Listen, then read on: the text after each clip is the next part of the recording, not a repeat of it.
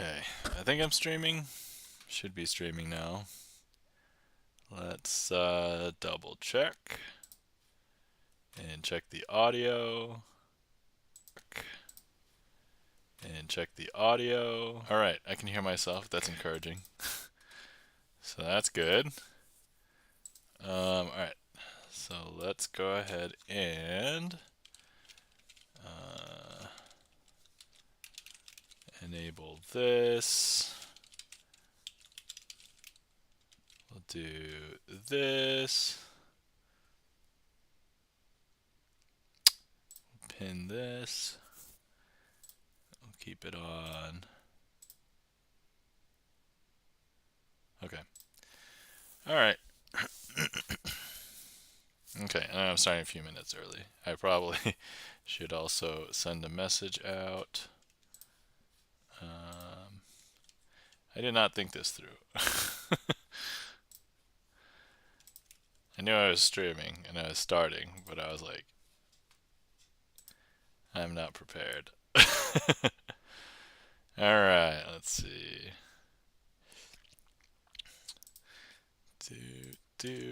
Hang tight. Doing this. I also had a little bit of a cough when I just started, although I haven't actually had a cough, but I was like, yay, guitar streams, is Barney of the Rubble. Hey, Barney of the Rubble, welcome in. No guitars today, unfortunately. But welcome in. Hopefully you're doing well.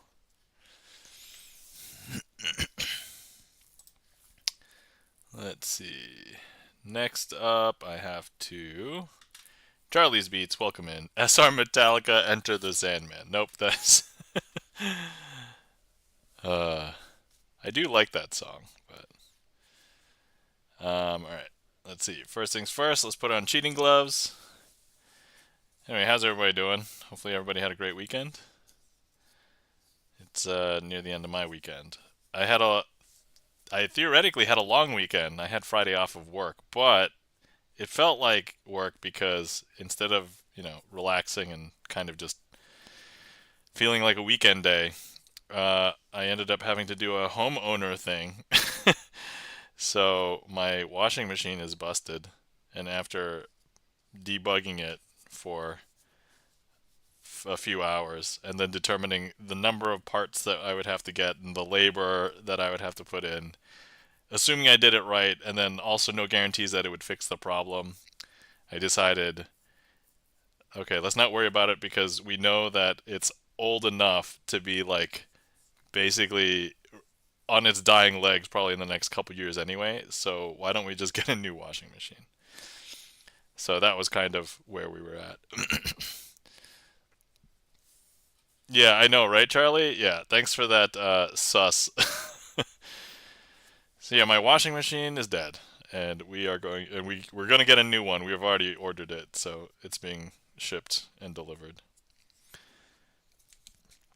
If nothing else, the stairs coming from the first floor down to the basement are kind of like narrow, and so I'm like, all right, even to just avoid bringing it down and installing it and then bringing the old one up through the stairs and the doorway, I'm like, all right, it's worth it. So, all right. So I'm rubbing in the cheating gloves. But anyway, yeah, question of the day is what's a nostalgic movie that you watched as a kid? And this is partially inspired by Gibson Lens. Mostly because if anybody didn't know, Gibson Lens' stream, he's been watching movies, old and classic movies. So I was like, all right, let's talk about movies. I actually haven't had a good movie talk in a while, but welcome in, Gibson Lens. Speak of the devil. I guess speak of the phantom maybe is more appropriate. How's it going? Welcome in. We were just talking about, well, I was just bringing up my question.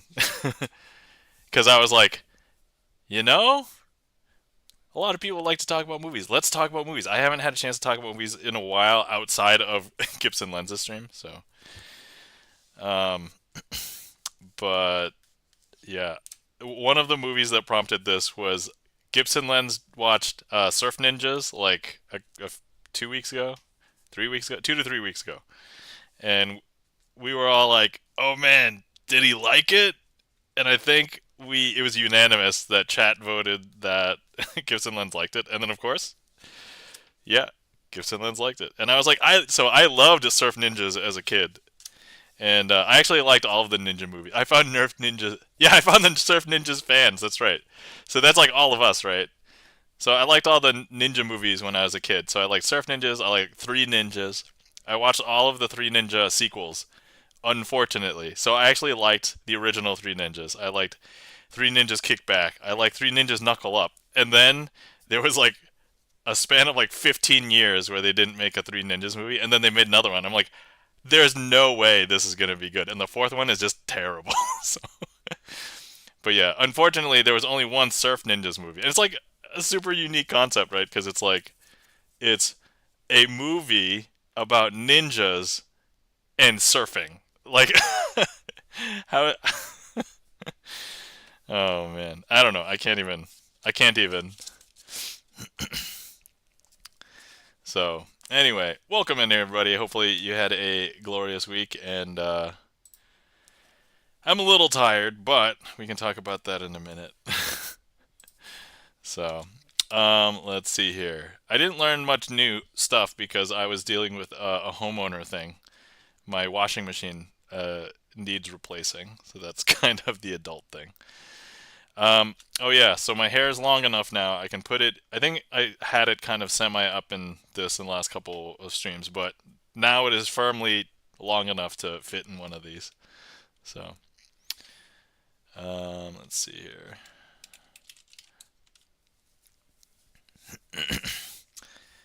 But I also found a lot of old stuff, a lot of which are board game related, so we can look through some of that in a little bit too. But first things first, I wanted to do a new trick, brand new, because I haven't done it before on stream. Mostly because I learned it like a couple weeks ago, but I hadn't done anything with it yet, so. Alright, let's start with this. Okay, first things first. This trick requires 5 cards, because the name of the trick is 5 in a row. Let me just show you what would happen without any magic. So here's the ace, the 2, the 3, the 4, and the 5 of clubs. So, hola, says Alstro Art. Welcome in, Alstro Art. So here's what it would look like without any magic. So here's the ace, here's the 2, here's the 3, here's the 4, and the 5. Okay. Actually, we can leave the 5 face up. Now, if we see these in a row like this, you would expect that it would be ace, 2, 3, 4, and 5. And in this case, you were correct because we did not do any magic. So here's our 2, here's our 3, here's our 4, here's our 5. Okay, now, here's the thing. If we were to now do some magic, so here's our ace, here's our 2, here's our 3, here's our 4, and here's our 5. And I just realized I've messed this up. So, we're going to start over. That's okay. This is the brand new trick thing. I don't think you guys saw anything, so that was perfectly fine. So this was interesting because I did this for my YouTube right before this, and I did it on like the 3rd try, and I'm like, okay, that was pretty good, but that means I did not get that much practice with it, so. And also my presentation is not like the same as the original, so. I saw it! You saw it? Okay, alright, great. Clip. Yeah, go ahead. Go ahead and clip that. I saw nothing, Andrew Ward. Yes, that's right. Yeah, I actually don't think you saw anything necessarily. I just, Oh, wait, no. You should have, I think. I saw nothing. Alright. Anyway. Okay, without the magic. Ace, 2, 3, 4, 5. Okay, cool. So here. Ace, 2, 3, 4, 5. And as you would expect, no magic. It just goes ace, 2, 3, 4, and 5. Alright, cool. But now, okay, so here, yeah. Ace, 2, 3. All right, I was not happy with this because... All right, we're going to try that again. I actually don't really need to do the first part, but that's how I'm presenting it. All right, here we go. 5 cards. I'm going to get this right, okay, guys? I need to start stream off strong. By strong, I mean I've already failed, but anyway. Ace, 2, 3, 4, 5. Thank you for the big emote, Alstro Art. Greatly appreciate it. All right, here we go. 8. Yeah, Barney says, clip that All right. 3, 4, and 5. Okay. All right. Once again, ace, 2, 3, 4, 5. No magic. Ace, 2, 3, 4, and 5. Okay, cool. This is just going to help reinforce when I do this for real people later at some point. All right, here we go. Ace, 2, 3, 4, 5. Okay, so here we go. Ace, 2, 3, 4, and 5. Now, if I was to just reverse the ace and the 5 like this, would you believe that the packet would self-correct and that this would be in order? Because you should look, it's going to be in order. Because now over here, this is the 2. See, ace, 2, 3, 4, and 5. I just realized I don't need to flip this over. I just have to flip it face down. I'm like, wait. It's muscle memory when you go 5 in a row. Oh, man. I am a little out of it. Anyway, thank you kindly for the applause and the claps. Andrew War, Alstro Art. By the way, welcome in Andrew War. Welcome in Alstro Art. Thank you kindly for the claps, Chan. Yeah, so that was a brand new trick. Not so bad that I messed it up, but you know, if I was gonna mess it up, I would say messing up early is okay. I don't want to mess up like in the middle of the stream and like after a raid or something. That would probably be the worst. 5 years later, says Barney. You know, when you say that, that reminds me of the, you know, the meme. 5 years later. So anyway, how's everybody doing? Hopefully everybody's doing well. If anybody wants to answer our question, what is the nostalgic movie? What is a nostalgic movie that you watched as a kid? We've already mentioned Surf Ninjas, 3 Ninjas, and the sequels to 3 Ninjas. Not all of them, just the good ones. And to be fair, they don't have to be good movies. Empirically, Surf Ninjas is actually not a good movie. But, I mean, as a family kid movie, you know, it's perfectly fine. Alstro Art has Jingle All the Way is a nostalgic movie. Also quite seasonal, because, so Jingle All the Way, I enjoyed that because it was, it started Arnold Schwarzenegger as a dad trying to get a gift for his kid, and he has to fight somebody else to get like the last of this desirable toy from a store. And I'm like, yeah. Gibson Len says, but it has traditional ethnic style. Gibson Lens, Barbara Ann is that's a, what is that? That is a Beach Boys song, right? If you didn't know, Barbara Ann is a Beach Boys song. Elster Art says, I watched it last year and it wasn't as funny as I remember. Oh yeah, Jingle All the Way. I can totally see that. I mean, kids movie, or sorry, family movie. Yeah, a lot of things drilled into me at the video store is like, don't refer to them as kids movies, refer to them as family movies. And I'm like, trying to break that. I mean, there are movies effectively made for kids, right? I don't know how adults can enjoy some of them when they really are just kids. There are movies that are family movies that are good family movies, but oh yes, I knew it was Beach Boy. I didn't know the title. Oh, okay, all right, gotcha. All right. So I'm like, you know, if it was truly what is the ethnicity of the Beach Boys? White America? I'm sorry. Twitch, don't cancel me. I'm sorry. Oh, jeez. All right. So let's see. We have a request. Thanks for the request, Chan the Magic Man. Actually, while we're here, and there's a bunch of people, before it gets too deep, let's give everybody a shout out before we go too crazy here. All right, guys, if you're not following our friend, Charlie's Beats, please give Charlie's Beats a follow. Charlie has streamed before, but I like to joke and say that Charlie is now a music Twitch famous chatter because I see him in like all the music Twitch chats that I would hang out in. So, but maybe one day, if you follow Charlie, maybe one day Charlie will stream again. All right, guys, if you're not following our friend and mod Gibson Lens, please give Gibson Lens a follow. Gibson Lens is a pianist and plays a bunch of different kinds of music: VGM, popular music, esoteric music, sight reads from songbooks. Also has composed a lot of his own originals. And if you like the Hype Train music, here, that's a Gibson Lens original as well.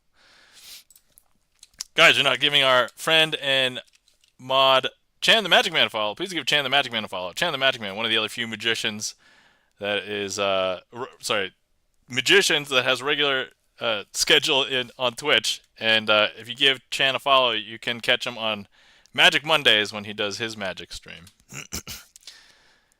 Let's see here. And then, oh yeah, if any of our other friends stream, let me know. Let's see, do we get all of the streamers that I know about? And if you do stream and I don't know about you, please tell me. Charlie's Beat says, fiber installed now?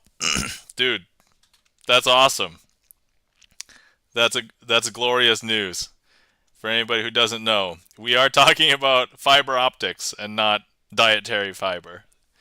I mean, you shouldn't slack on the dietary fiber either. You should totally have that, so that's okay. Let's see here. Okay, did we catch everybody? All right. Oh yeah, and check out Magic Twitch. If anybody wants to catch more magic on Twitch, as far as we know, there are 4 regular magicians. One of which used to be more regular.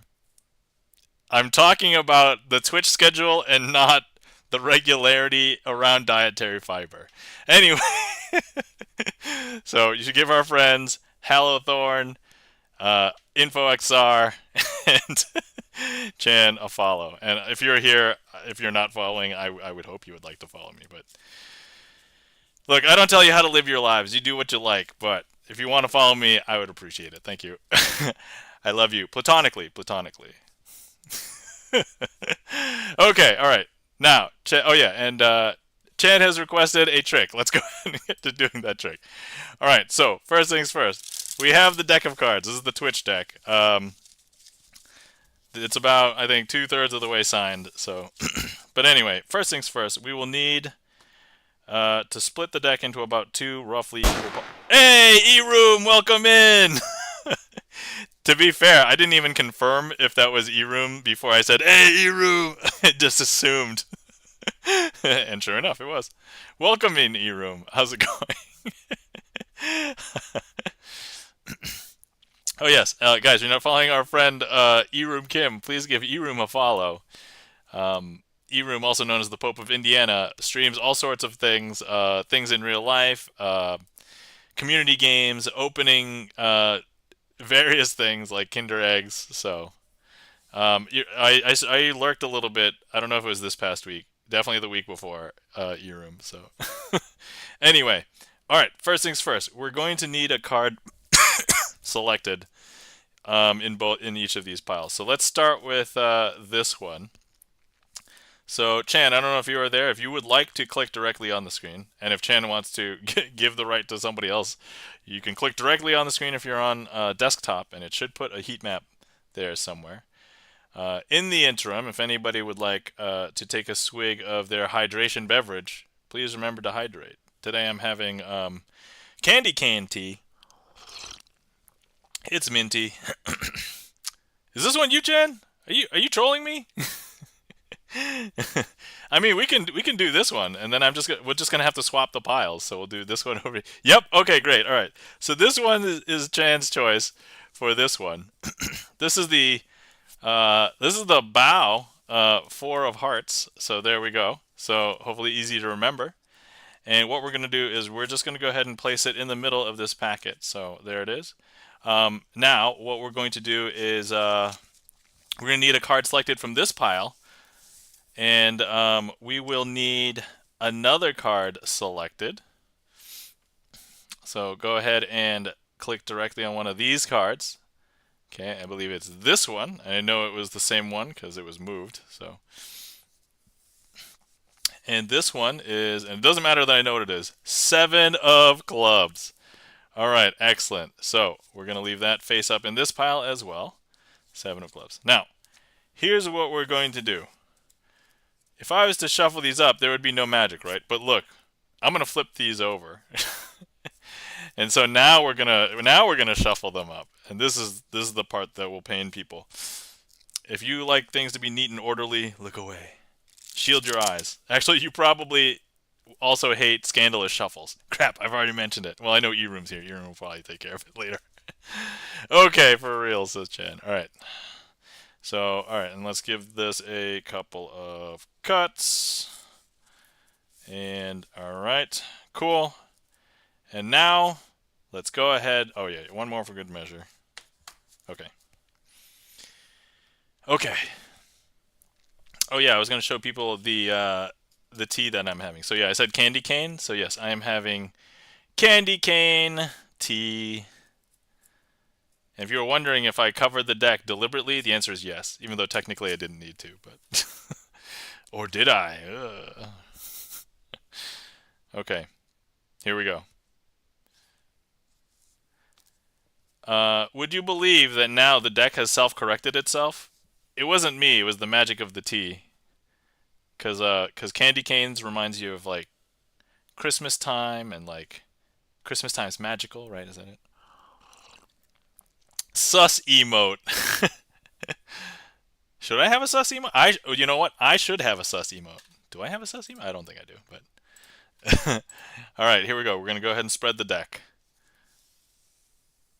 And look, there are 2 cards. You need it, says Chan. All right, all right. Yeah, Gibson Lens has a sus. Okay, yeah, that's right.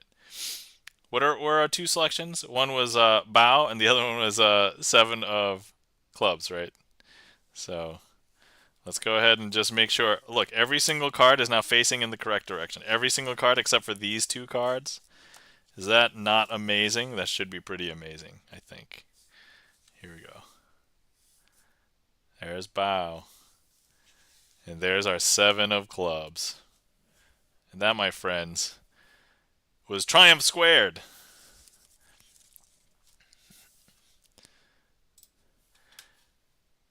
Thank you kindly for that request, Chan. Thanks for clearing that too as well. All right. Let's see. Thank you kindly for the claps and the applause. E-Room, Gibson Lens, Chan, thank you. All right. So, Alstro Art, thank you for the claps. All right, first things first. Show and tell. I was cleaning out some old stuff, and I discovered it is a board game. It's a board game, but I think people here would like it because we have a lot of. Oh, hold on. Let me switch over to this. We have a lot of geeks, and so this is a game called Geek Battle, the game of extreme geekdom. I mean, look, they're calling it Geek Battle. I don't know why they had to emphasize this unless it was just a marketing thing. So, oh man, I don't even know how to open this. Okay, so let's just go ahead and grab. I think there's a question, like it's a trivia game. I think plays up to like 4 people. Yeah, so there's like 4 categories. The categories are sci-fi and fantasy. Hold on, you know what? This is probably, okay. Sci-fi and fantasy, comics and video games, science and technology, geek life, and then this one's just multiple, and then these are just specifically for stuff on here. Okay, I don't know the exact rules, but there's 2 dice. There's a D6 and a D12. But importantly, here's cards. All right, so, all right, I'm just gonna read one for fun. So, actually, somebody pick a category: sci-fi and fantasy, comics and video games, science and technology, or geek life. All right, first category I see, I will read that question, and then we will go from there. Sci-fi and fantasy says Chan the Magic Man. All right, here we go. The film 300 is based on a graphic novel by which comic writer and artist? All right, I'm just going to ask that question first because this is multiple choice. And I'm certain people will know this. So, the film 300 is based on a graphic novel by which comic writer and artist? I don't know, says Alstro Art. Okay. All right, so the four choices are A, Frank Miller, B, Mark Miller, C, Brian Hitch, and D, Mark Friedrich. A, Frank Miller, B, Mark Miller, C, Brian Hitch, and D, Mark Friedrich. All right, Alstro Art says, I think his name is Miller. Well, there's two Millers, so statistically, 50%. I can't. C1NRV says Frank. Chan says Frank. Yeah. Yeah, for anybody who is familiar with 300. So speaking of movies, not when I was a kid, obviously, because it wasn't out when I was a kid, but I watched 300 as a drinking game movie in college and post-college. So, yeah, the rules for the 300 drinking game is basically take a drink anytime you see somebody die on screen. And so there's like a couple of scenes really early where you're basically blasted, and then like halfway through the movie, you're obliterated. So it's like, anyway, I'm pretty sure everybody knows who is confident now. Frank Miller. I'm pretty sure that's the correct answer. So let's verify just to make sure. A, Frank Miller, correct answer. There we go. So that is indeed a thing that I found. Oh yeah, wait. Before I put those away, let me just double check and make sure. Are these... Wait. Can I do sleight of hand magic with these? All right, so here we go. 1, 2, 3, 4. Not very good because you can kind of see some stuff. Yeah, these cards are not very good, but look. Yeah, okay. Okay, so there's that. So maybe one day in the future we can have more fun. Or maybe I can make it redeem and just leave Geek Battle around and be like, hey, pick a category, redeem, and ask a question. I know that we have a bunch of Star Trek fans as well. So I found this. My wife had gotten me a subscription to Loot Crate a long time ago. And I just went through like a ton of the stuff that I got for Loot Crate. And I'm like, oh, and I set aside a few things that might be fun to look at. Here's one of them. And if you like Star Trek, welcome the Star Trek air freshener in vanilla. And yeah. 300 is neither sci-fi nor fantasy. You know, that is actually... Well, yeah, did I read? No, dude, that first of all, Alstro Art, you are correct, number one. And number two, yeah, okay, well, I'm not making this up, so hold on. So here's the question. It's sci-fi and fantasy. But no, you're right. It is neither sci-fi nor fantasy. Even the retelling, even if they embellished it, it would still be maybe just like fiction. I mean, even if you don't want to call it historical fiction, but I mean, it's still like... But... But also, Art, you are absolutely correct in that. But anyway, so yeah, here we go. Live long and prosper. Woo. And then this, I don't know what this... Okay, this next thing, I do not know what it is, but I have to show you, and I'm going to open it for the first time on stream. So here we go. This is, from a Loot Crate, a Star Trek Next Generation Loot Crate exclusive, and there's nothing on the package that tells me what the hell it is.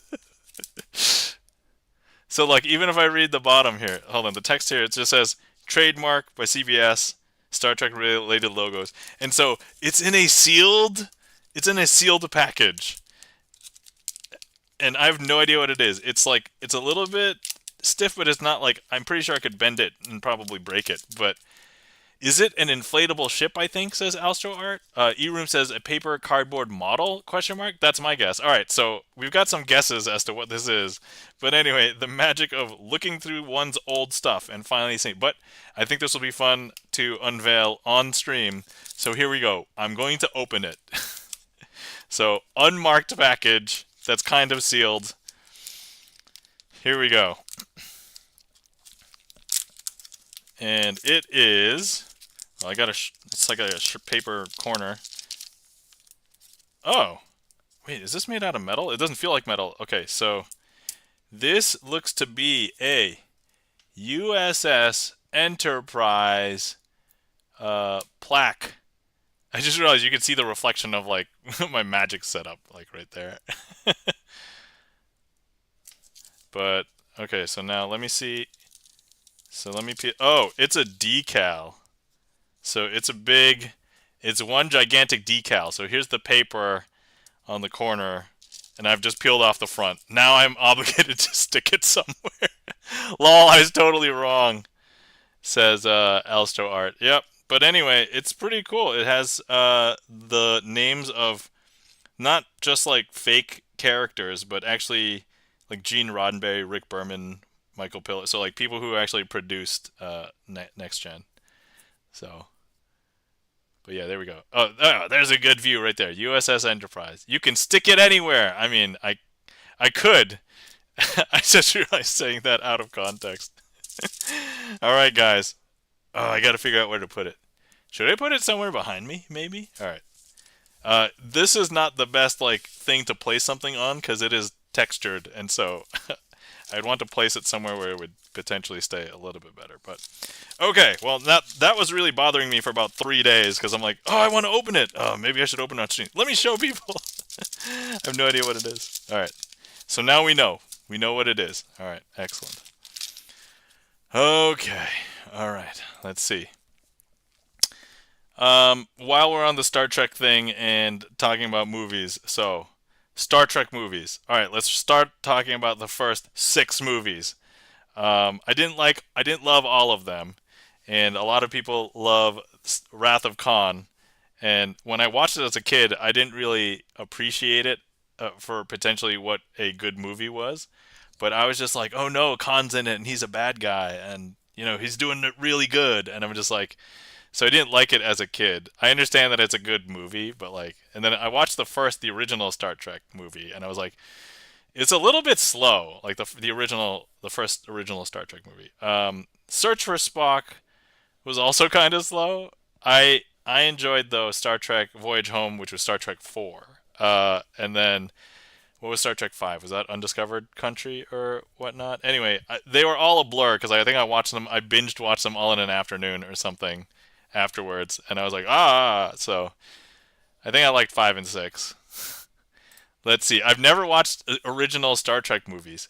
All right. Well, Gibson lens. I guess the two basically people would recommend the even ones. So like 2 Wrath of Khan, 4 Voyage Home, and 6.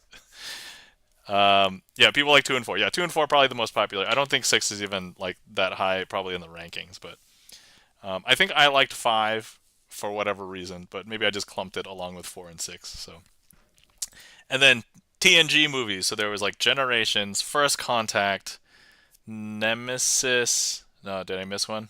Is there one between First Contact and Nemesis? That was it, right? So anyway, I liked First Contact probably the best out of the 3. I liked Generations, but it was kind of like it felt like a torch handing down from the original to the next gen. Yes, one more. Which one? Insurrection. That's it. I was like, wait a second. I like First Contact the best. Oh yeah, and then it was Insurrection and then Nemesis. So yeah, that's right. I think I liked them all, but yeah, First Contact was certainly my favorite. Like the most epic, has time travel, love time travel. Let's see here. Oh yeah, if anybody wants to see more magic, the queue is open. Feel free to go ahead and request something. Otherwise, all right, and then let's see what else. So there's new Star Trek movies. I've not seen all of the new Star Trek movies, so I don't feel like I can rightfully judge all of the new Star Trek movies. So I will hold and maybe not say, but I've seen whatever the first new reboot one was and Into Darkness. So I saw those two. I think there's more, but I haven't seen more. So to be fair, I liked it. I liked the new one. So from what I've seen. Okay. I found a deck of cards while going through old stuff. Once again, more old Loot Crate stuff. And I did not realize this was in here because I have like a deck of cards box elsewhere. And I'm like, oh, these are certainly all the decks of cards I own. Nope. And I wasn't into like Magic back then, so I wouldn't have filed it away into a, I should remember there's a deck of cards here. But this was another, actually, this was one of the primary reasons why I wanted to make a movie quote for tonight. So for anybody who has never seen the movie, The Princess Bride, I both recommend The Princess Bride as like, it is a family movie, but also it's a comedy. So, but yeah, The Princess Bride. But this is a Princess Bride deck of cards, and it is opened because I did open it, I believe, when I got it. However, I checked it out when I found it over there. It is basically still in new deck order. I did not shuffle it yet. So let me grab the random card. And I'm just going to spread. Oh yeah, here's what the backs look like. So the back looks like this. And it is a two-directional. So upside down cards will basically look the same. Here's a joker. Here's another joker. And then here's another random card that would be like a. So that's Wesley and the Princess with Buttercup, right? And here is the deck in new deck order. And so here's our ace of spades, the Princess Bride. So it looks like the spades are also swords. And we do have various characters for the face cards. If anybody watched this movie as a kid, one of my favorite characters, and maybe the most memorable, Inigo Montoya. I haven't come across him yet. But oh yeah, this guy, I believe, he was a Star Trek character, right? He played what's his? I forgot what his actor name is. What's his? He is Wallace Shawn, right? So this, yeah, spades were originally swords. Ah, okay, that would make sense. Yeah, so tarot deck. Okay, so yeah, this is Wallace Shawn, right? Yeah, Wallace Shawn. Gibson Len says, and Wallace Shawn played Grand Nagus Zek in Deep Space Nine. Yeah, exactly. So yep, there we go. We got it. Full circle. Here we go. Inigo Montoya. There we go. Gibson Lens, have you seen The Princess Bride? I'm just asking that as like a, I'm gonna prep my recommendation if you have not seen it. All right, and then here's Wesley. Oh yeah. Oh man, the quote: "As you wish." All right. Okay, so while I'm here, well, that's funny because there's swords on here, but then there's also oh no, there's something else on the diamonds. It looks like needles, but then there's swords on the clubs too. But wait, there's a sword, but it's a different sword on the hearts. So they're just different swords. All right, okay. So let's give this thing a yes, but it's a long time. Oh, okay. All right, gotcha. All right, let's give this a proper shuffle for the first real shuffle ever. Oh yeah, let's get this directly cut in half. Yeah. Here we go. First real shuffle. Now these look and feel great because on the box it is made by USPCC. For people who are not magicians or playing card people, USPCC, United States Playing Card Company, and they make bicycle cards, and they make like not just bicycle, but like a ton of other brands. But it feels nice, feels good, feels consistent, like every other bicycle deck that you would get. So here's an advertising card. You don't know it's an advertising card from this side, but on this side, you definitely see. But yeah, bicycle. So. Let's see. Gibson Lens says, I liked it, but I didn't love it like everyone seems to. Ah, okay. I guess that makes sense to me. Your review of The Princess Bride. Okay, wait. I can do some interesting, funny shenanigans-y things with this, right? Okay, so here we go. Okay, this is all. We're gonna go ahead and 1, 2, 3, 4. Okay, so here I want you to try and find the card that has Wesley and Buttercup on it. Okay, so but remember I just opened up this deck. But look, there's another Wesley and Buttercup. And then, of course, here's another Wesley and Buttercup. And now, certainly, this top card, Wesley and Buttercup. There's no way this deck came with 4 of these, right? No way that there's 4 Wesley and Buttercups, right? But if I had you try and pick one, like by just spreading, which one would you pick? If anybody wants to play the guessing game, the goal is to try and find Wesley and Buttercup.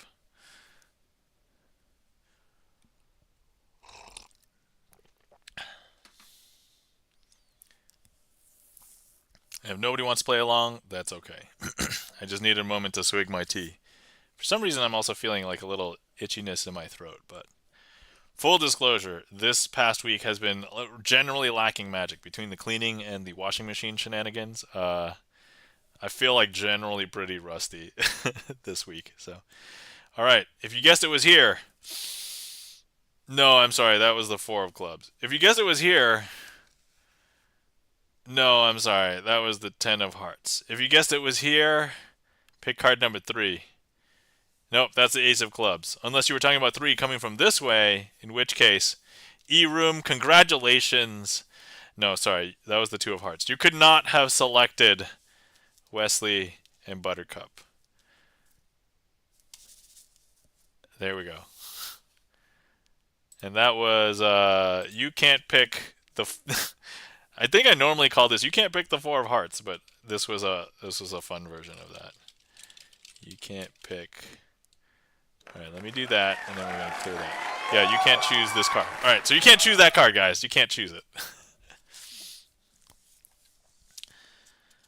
Although, if you take a look, the 2 of hearts, right? There's 2 hearts on it, and like Wesley and Buttercup are in love, so maybe they are actually behind here.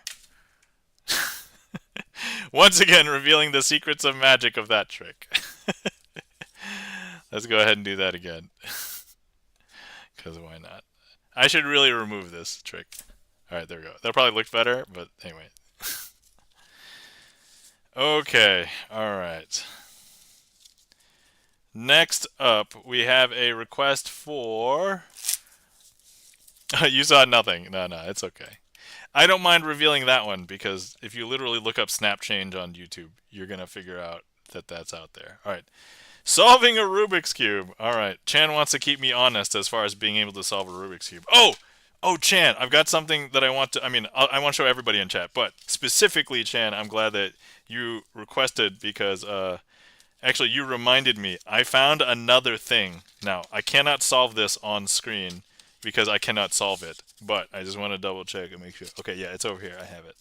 So we can do something with it. All right. But first things first, let's go ahead and have you select. Do you want me to solve the baby cube or the regular cube?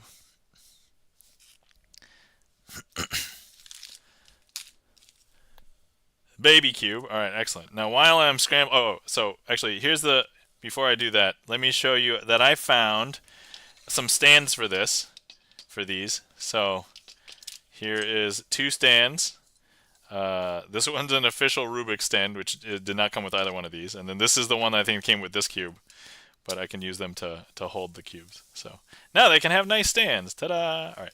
So, that's the first thing. Next... Chan, have you ever heard of Rubik's 360? Have you heard of a Rubik's 360?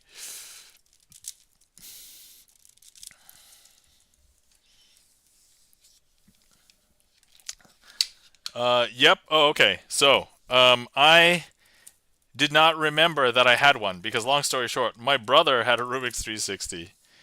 And for anybody else who is not familiar or aware of it, this is what a Rubik's 360 is. This thing is ludicrous. I mean, it's not ludicrous the rapper. I mean, I'm just saying this using the adjective form of ludicrous. This thing is ludicrous. So, wow, yeah. For anybody who is not familiar with this is a kind of puzzle that that pits gravity against you. So there inside here, I'll just talk about this for a minute. So inside this big ball is another ball that is connected to this one via like two touch points. So it's basically on one axis. And inside that ball is 6 marbles. Well, there would be 6, except there's one that's solved, and I'm like, I'm never going to unsolve that. But there's one hole in the middle of that where the balls can exit. The problem is if you try and turn it a certain way, it won't line up. And so you're trying to get each one of those marbles into its matching circle. And then there's 2 controls on the top that will rotate this black thing. So right now, this orange ball will stay retained in there unless I move this circle to here, and then it can fall back through. Now, I don't want to do that, but let me not do it by accident. But yeah, you would want to get all of them into their constituent circles and locked in, and then you've solved it. Chan says, I used to have that when I was little. This nostalgia is real. Yeah, I know, right? Isn't that crazy? So, anyway, so that is the Rubik's 360, and I cannot solve it. I think I've tried doing it a long time ago. I was able to get 2 or 3, but you get to a situation where, and I haven't really truly figured it out, is if you get like 2 or 3, and then when you try and do like the 4th one, it has to go into one of the slots, and you have to slide this slider in a way where you can get it into the slot. But when you do that, it'll line up the circles for all of them, and so unless you have it perfectly balanced or something, the balls that you already did will fall back in. And it's like, oh no, that's what you want to try and avoid. And so, yeah. Erum says, like unsalted cashews, that puzzle is just plain nuts. Yep, that's absolutely correct. I like cashews. I feel like cashews sometimes get a bad rap because they're like, nuts are good for you. And there's peanuts, which by the way, peanuts aren't even really nuts. And like a few other kinds of nuts like pistachios and everybody's like, oh yeah, they tout all of like the good health benefits of like other nuts. And I'm like, cashews are a nut. And they're like, no, cashews aren't that healthy for you. And I'm like, you know, look, it's a nut. If you're going to have nuts, it's probably fine. Like, it's still better than not, like, potato chips. All right, let's go ahead and solve this. I've also been trying to not solve things on white lately, so I'm going to go ahead and choose red to be my top layer. So let's try and do it this way. It'll help exercise my brain a little bit better. So, I probably will not be talking through this because I feel like when I talk and I try to solve a cube, it messes me up like quite a bit. Alright. Okay, we've got the cross. Alright, now we're going to do the corners.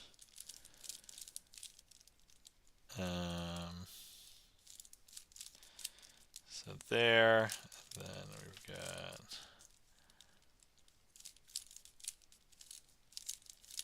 these ones. And then last one for the top layer. Okay, top layer is done. So not just that, but like all of the ones around the edges. Okay, next, second layer. Let's do this. And let's see, this one.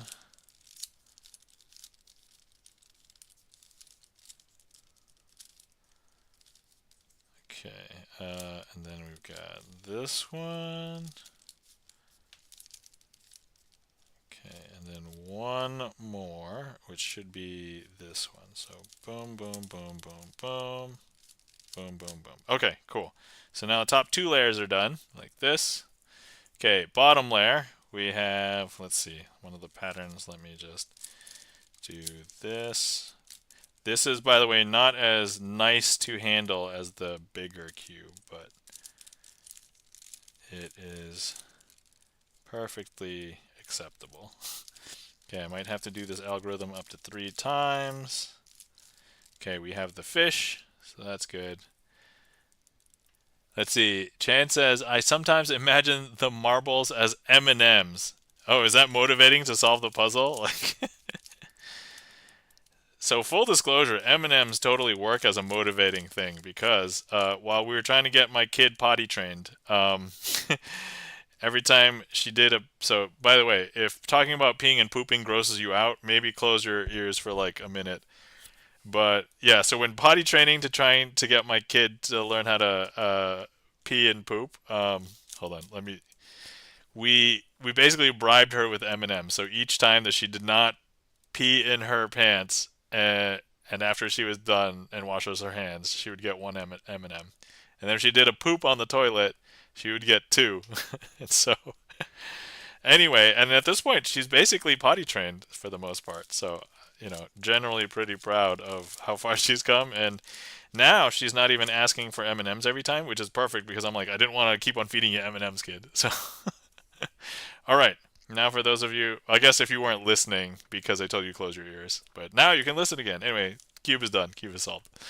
So, but yeah, M&Ms totally works. All right, solve the baby cube and showed off the stands and the 360. So, but yeah. Anyway, if I get bored, I might attempt to try and do the 360 again. I did not have the patience to do it recently because I was like, I need to get this stuff cleaned up. So, all right, and that was solving a Rubik's Cube, the baby cube. Thanks for that request, Chan. All right, let's see. We showed off the Princess Bride deck, and of course, we talked about Princess Bride a little bit, but nice one, says E-Room. Thanks, E-Room. Okay, next up, I found a deck of cards that is a game. I don't even know if it's a real deck. No, it's not. So, all right, here we go, guys. This deck of cards, and I don't even know if I bought this. I'm sure this was a gift because these are both bad quality cards, and I didn't even like beer way back at the time when I got this, but I'm pretty sure I got this in the college days. It is a deck of cards called Beer. And it is a specific game. It is a beer game, so we've got a couple of rules here. But, and the back, look at how horrible the back is. It is literally just beer. No creative thought. I could probably whip this up in like MS Paint. Maybe I could whip up something better than this in MS Paint. That's what the backs look like. At least with the front, it looks... Nope, it looks basically just as bad. So on the front, there's like an image of either beers and then like the thing that is like game relevant in the box below. So this one says social, this one says 2 drinks, 1 drink, category, 1 drink, social, steal, 1 drink. Like, and a lot of these cards are pretty... Here's 4 drinks, 3 drinks. I mean, maybe we could do something super fun with these. Hold on. Okay, so here we go. If we prep something like this, and hey guys, there's 3 beers here, and then I do something like 1, 2, and look, I just peeled 1 drink off of the 3 drinks, and now there's 3 drinks, but 2 over here and 1. Sorry, 2 over here, 1 over here. Haha! So that's probably the only thing we can do with this. But anyway. So let's see here. But yeah, and then there's some other cards like Blackout. I'm like 6 drinks. Like I don't know this. I don't know what this game's encouraging. 2 more Blackout cards. And I'm just like, ugh. So not only is this bad for gout, but this was probably also not good back in the college days either. Needless to say, I didn't actually really play it. The cards actually feel quote-unquote new-ish. But even though they're new-ish, they feel kind of crappy. They are the regular cardboard, very thin stock, no texture, no air cushion. It's not even like a nice glossy finish. It's just Straight up terrible. And look, Irum and Chan have the emotes for cheers. Cheers! Alright, cheers, gentlemen. I'm having my tea. Here you go. Sorry if you saw the inside of my mug and you were like, oh, that's kind of gross. And I'm just like, I literally have tea all the time, so it's just stained with tea. But anyway, so that is the beer deck. Utterly terrible deck, but I was like, let me show it off on stream before I figure out what to do with it. Actually, can I do some? Hold on. If I wanted to hide a lot of drinks, wait, here's a 1. Hold on. Okay, wait. Here's the 6. No, wait. Wait. Where's the 6? All right. 3 drinks, 4 drinks. Okay. Hold on. 1, 1. Now I'm looking for 1 drinks. I can't find them. Okay. All right. All right, guys. Here we go. So if I wanted to hide my beers, so here's a 1 drink. There's a 1 drink. There's a 1 drink. There's a 1 drink. And we can do it again. 1, 1, 1, 1. And now we 1, 1, 1, 1, 1. But you never saw my 4 drinks because my 4 drinks were hidden here. There we go. All right. So I get it. The stained mug. Yeah, I mean, if anybody drinks like coffee or tea a lot, you will get your stained mugs. And so like cleaning it is kind of like it's like I have to scrub really hard, and it's like I can't justify doing that like every single cleaning of the mug. So anyway. Alright, that was the beer deck.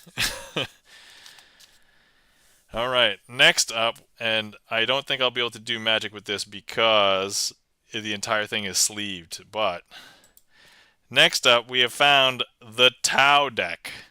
And you're probably wondering, what? Tau? Like the symbol? And to that I would say, yes, you're correct. The Tau deck. Yep, this is the symbol for Tau, which I think is the, what is it, 2 pi, right? That's, but this is actually a separate card game. Now, the reason why I can't show you these cards and do magic with them, I mean, I can show you them to you, but I place them in this other box because they are sleeved.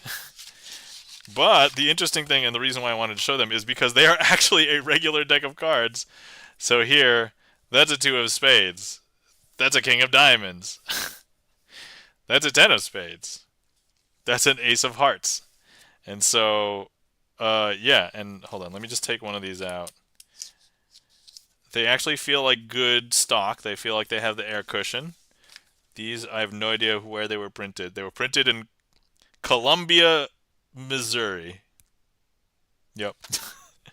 So I have no idea what is there, but oh yeah, and this is a game where everybody dies. So basically, I don't know why it's called Tau, but it is a game in which every player, like I think you draw a card, play a card, or something like that, and these have different effects, and you're basically trying to survive.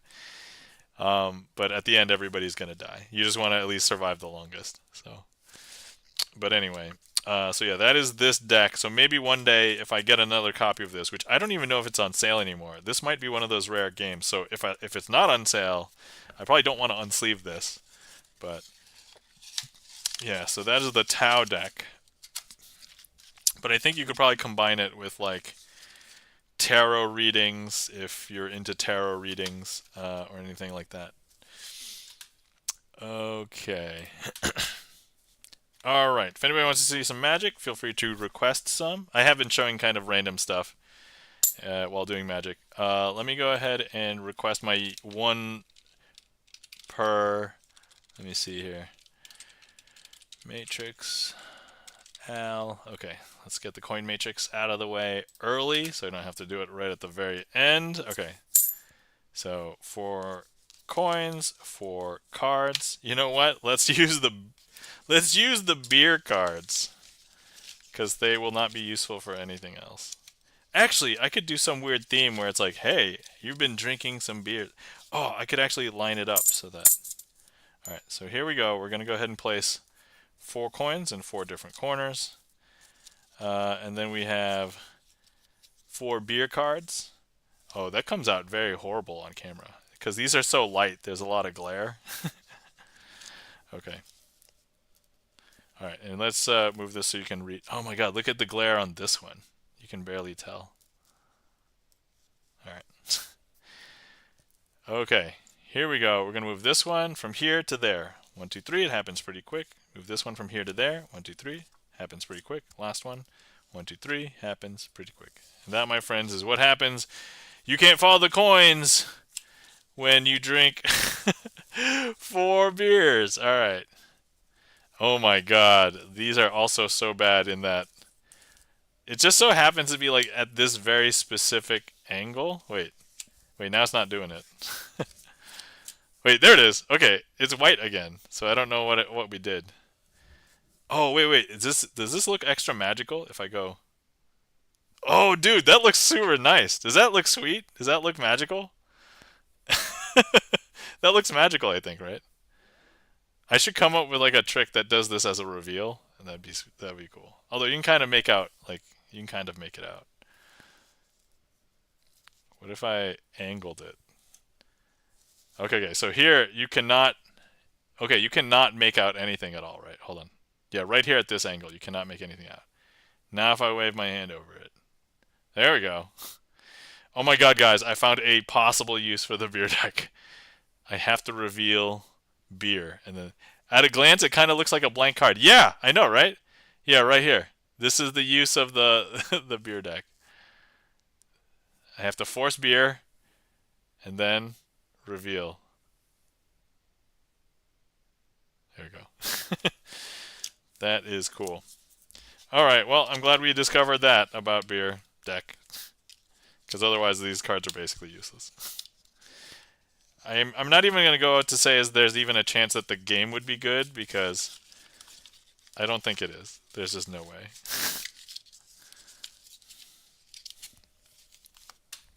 There's just no way.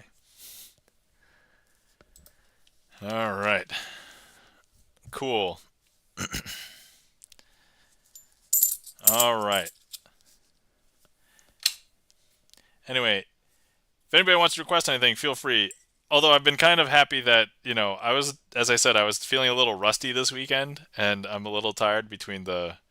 So, my wife worked both days this weekend, Saturday and Sunday, and so I basically took care of my kid all day, both days. So that's been a little exhausting. The washing machine shenanigans and my cleaning project.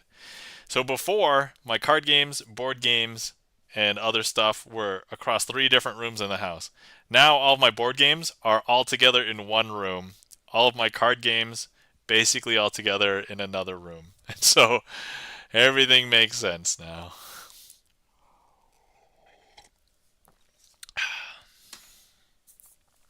All right, next up we have a request from Chan the Magic Man for Countdown Packet. All right, I got to prep for this, so hang tight. But yeah, I was thinking, how do I get all the things in my house to like line up for me? And so now it should be easier for me to find all of my magic stuff specifically, and it's not like mixed amongst things. It should be easier for me to find other board game things. So this is nice. All right, let me find the. Okay, this. All right, there we go. Okay. And then we need.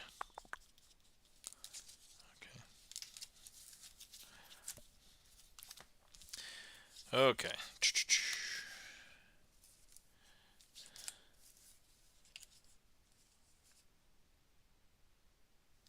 All right. I think this is right.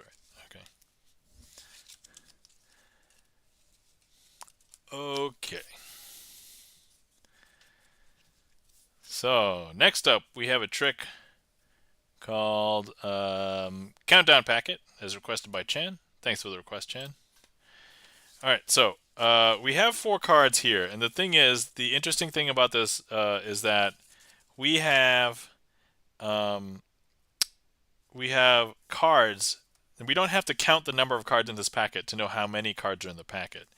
because the thing about this trick is that we can figure it out just by looking at any of the cards, and it'll tell us how many. So right now there's 4 cards in this packet, so all of these cards will say 4, right? And so here's the interesting thing. If I was to go ahead and let me see here. We don't. So let me just go ahead and hold on to these. I'm just going to go ahead and remove this 4, right? And so so we've got the 4 cards in there. But now if I just remove that 1, so now if we just look at any of the cards in this packet, they should all say 3 because now there are all 3s in here, right? But look, if I go ahead and I remove a 3, now there's only 2 cards in this packet, and if we take a look, both of these are 2s. Is that weird? That's super weird, right? But now look, if I go ahead and I remove a 2, now there's only 1 card in the packet, and that is an ace. So I would say I was not completely happy with that, even though the trick still worked, but I dropped a packet of cards during that trick. But otherwise, it was fine. I don't think I messed anything up. So, you know, I'm tempted to try that one again, because I actually, now that I think about it, I didn't like the beginning, because I did not fully do well in the beginning there. Alright. So even though I think I did okay, I recovered okay, we're going to do it again because I just wasn't happy with it. Alright, here we go. But now if you guys know the plot of the trick. Alright, so look, we have 4 cards here, and we don't have to count the number of cards. We just look at any of the cards in this packet. They will be reflective of those cards, right? But actually, here's what I want to do. If I go ahead and I just remove this 4 from the packet, if I show you now, look, we have 3 cards in this packet. So there's a 3 there, there's a 3 here, and if I go ahead and I remove a 3, so if I remove this 3, then I show you we're going to have 2 cards in the packet, and there's 2s. Now if I go ahead and I remove a 2, there's actually only 1 card left, and it's an ace. And that, my friends, is a much better performance of Countdown Packet. So, alright. There we go. Anyway, thank you kindly for the claps, Charlie's Beats, E-Room, and let's see. Oh, wait, I see that there is a redeem of some sort from E-Room, of course. Who would redeem Scandalous Shuffle? Oh, I see. E-Room wants to use his 690 channel points. Cards drawn. Christmas cards and the Uno deck. Alright, so first of all, I assume you're talking about the Charlie Brown Christmas cards. Alright, luckily I still have those around. But I was just thinking, if I actually had Christmas cards, that would be a fun trolley thing to do. But the problem is that would have just messed me up because I don't think I have like uniform sized Christmas cards. Have you ever held a stack of just different Christmas cards that people gave you? None of them are the same size. They are all different sizes. They're different materials. They bend differently. It's just not going to work out. All right. So, okay, and then we have I see the request from Charlie. Thanks for the request, Charlie. Okay. All right. So first of all, let's talk about which decks have been redeemed here for the Scandalous Shuffle. Thank you kindly for the claps. Charlie's Beats, E-Room, Gibson Lens. Hit the dollar store, lol. No, I don't want to hit the dollar store. The dollar store is kind of down right now. Dollar stores across the nation are they're not doing so hot. All right, so Charlie Brown Christmas shaped playing cards. So if anybody hasn't seen these are basically shaped like an ornament. Okay, and then the Uno deck. All right, hold on. I've got to move some things to get to it. Okay. All right. Okay. Uno deck. Okay, right here. Uno deck. All right. So, all right. This redeem says Christmas cards in Uno deck. Cut both decks into equal piles. 4 piles will be on the table. Now shuffle one of the Christmas piles with one of the Uno piles. Now shuffle the other 2 piles together. Lastly, shuffle. Okay. All right. All right. Here we go. All right. E-room. This is what we're gonna do. Okay. So cutting this in half, roughly. This in half.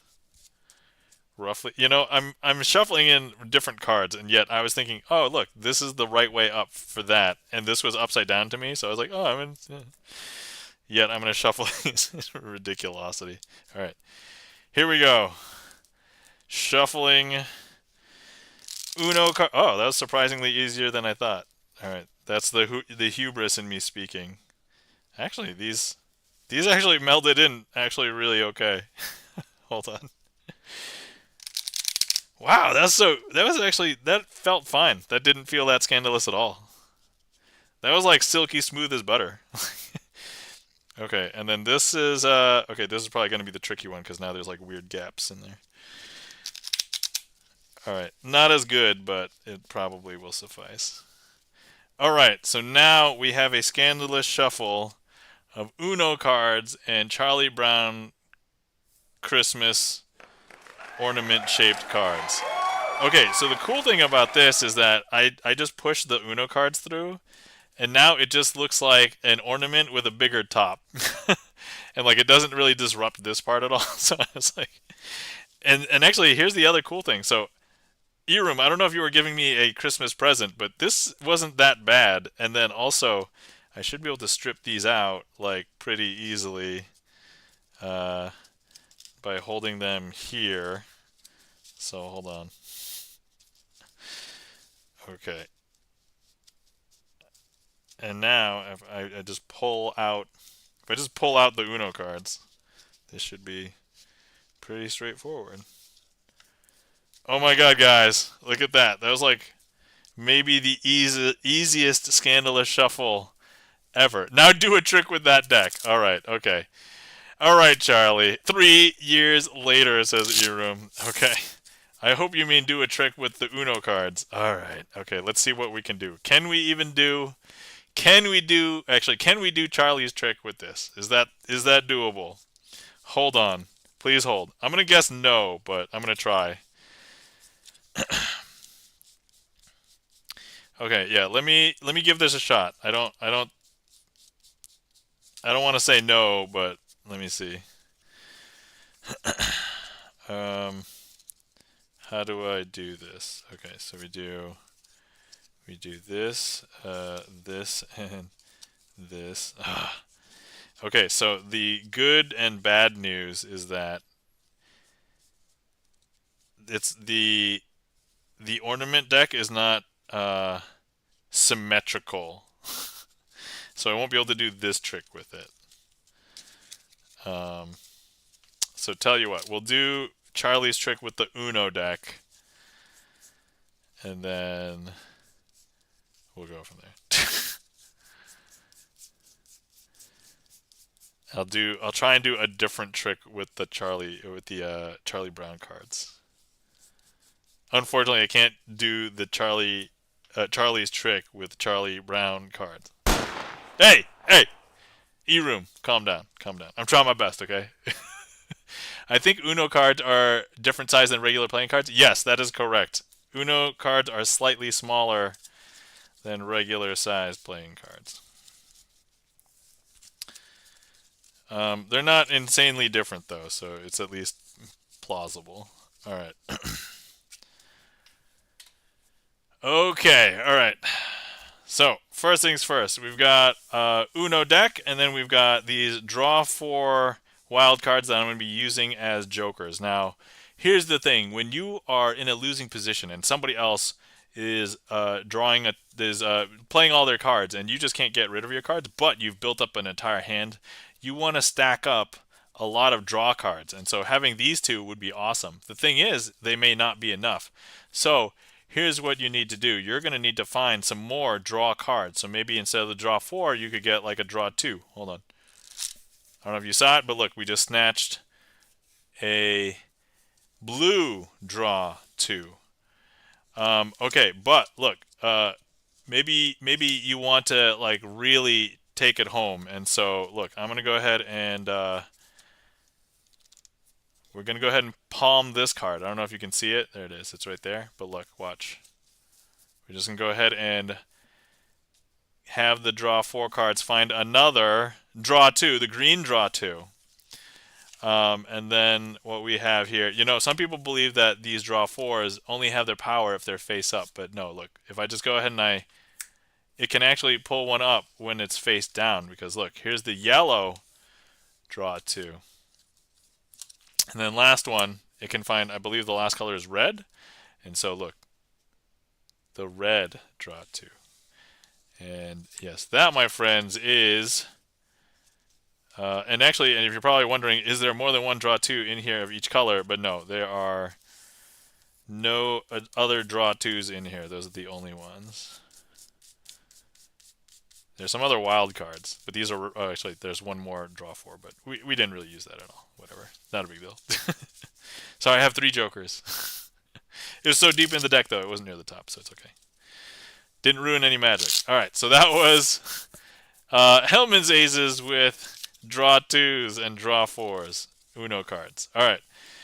Okay. Alright, let's see. What can we do with the Charlie Brown cards? Okay, let's see here.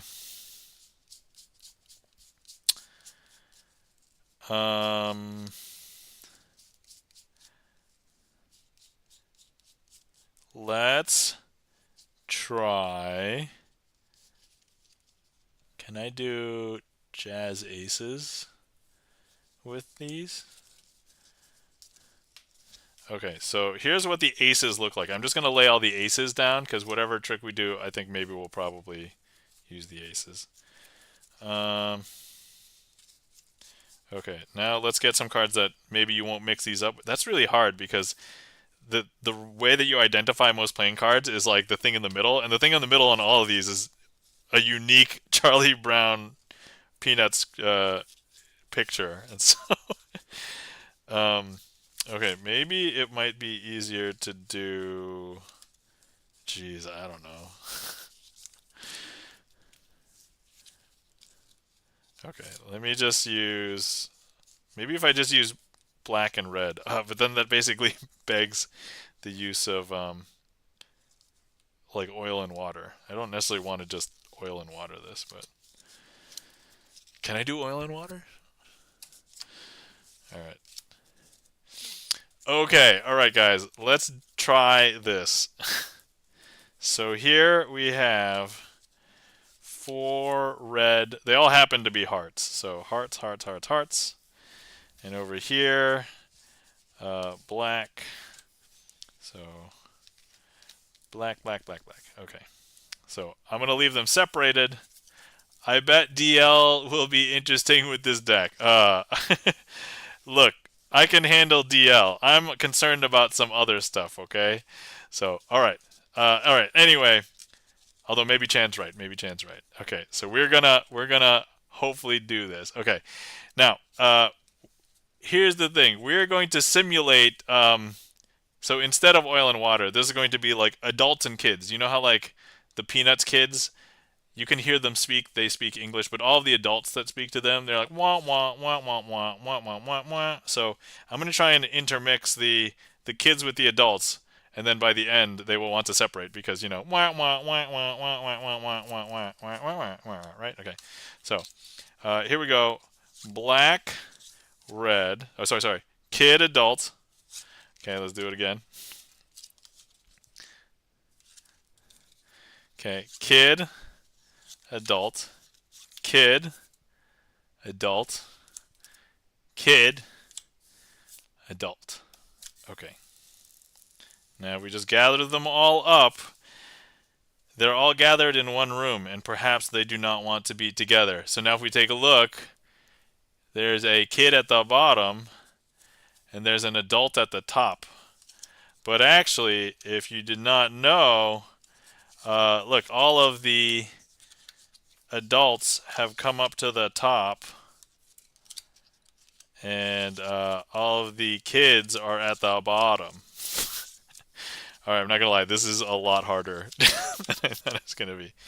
All right, okay, so not impressed? That's okay. I wasn't either because they are really shaped weird. Okay. So, all right, here we go. Charlie Brown Christmas ornament cards. Phase 2. All right. So, first things first. Perhaps you were. Are you not entertained? Says Chen. Are you not entertained? All right. Okay. Oh man, I'm entertained. I don't know about you guys. Okay, but maybe perhaps you thought that it was maybe a little bit unfair because when I said that all of the kids went down to the separated and they were on the bottom versus the adults. They were being on the wah wah wah wah wah wah wah wah wah. Okay. So, however, maybe we should do it a little bit differently this time, and we should start with uh, here. Well, let's start with an adult this time. Okay, so here we go. Adult, and now kid, and now adult, and now kid, and now adult, kid, adult, and kid. And now if we just separate, hopefully that's okay, because now if we take a look at the bottom, this is a kid, and at the top, adult, kid, adult, kid, adult, kid. Wah wah wah wah wah wah wah wah wah wah. I'm acting ridiculous. You're welcome. All right, we could call that oil and water. That was hard. I'm not gonna lie. All right, let me see if this gets the right one. Yay! Okay, so we did do that one. Glorious. Okay. All right, let's go ahead and try. All right, so I'm going to go ahead and try this again, but we're going to try and do it face up. Thank you kindly for the claps. E-Room, Chan the Magic Man. Okay, so first things first, we have the kids over here and the grown-ups over here.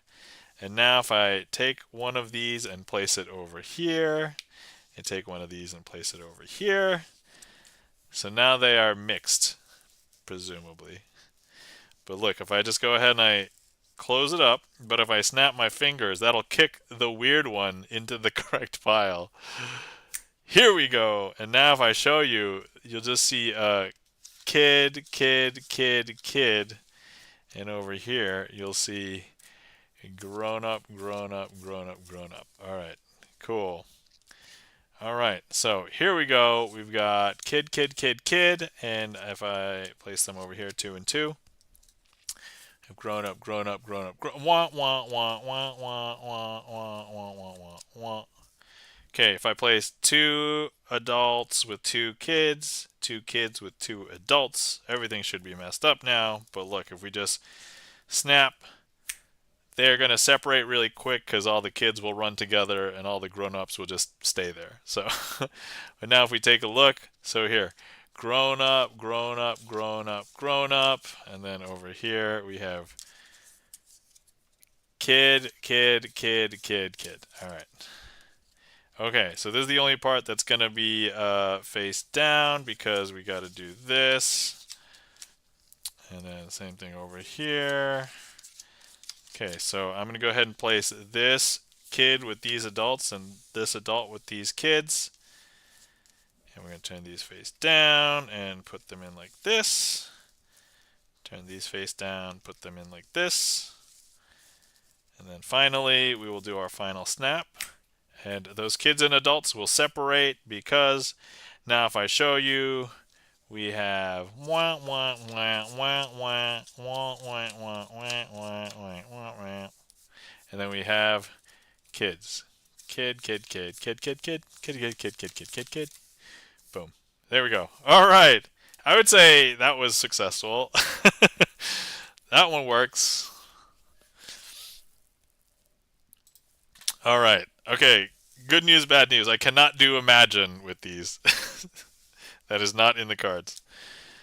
But anyway, thank you kindly for the emotes, Chan the Magic Man, E-Room, and I do see the request for imagine. So,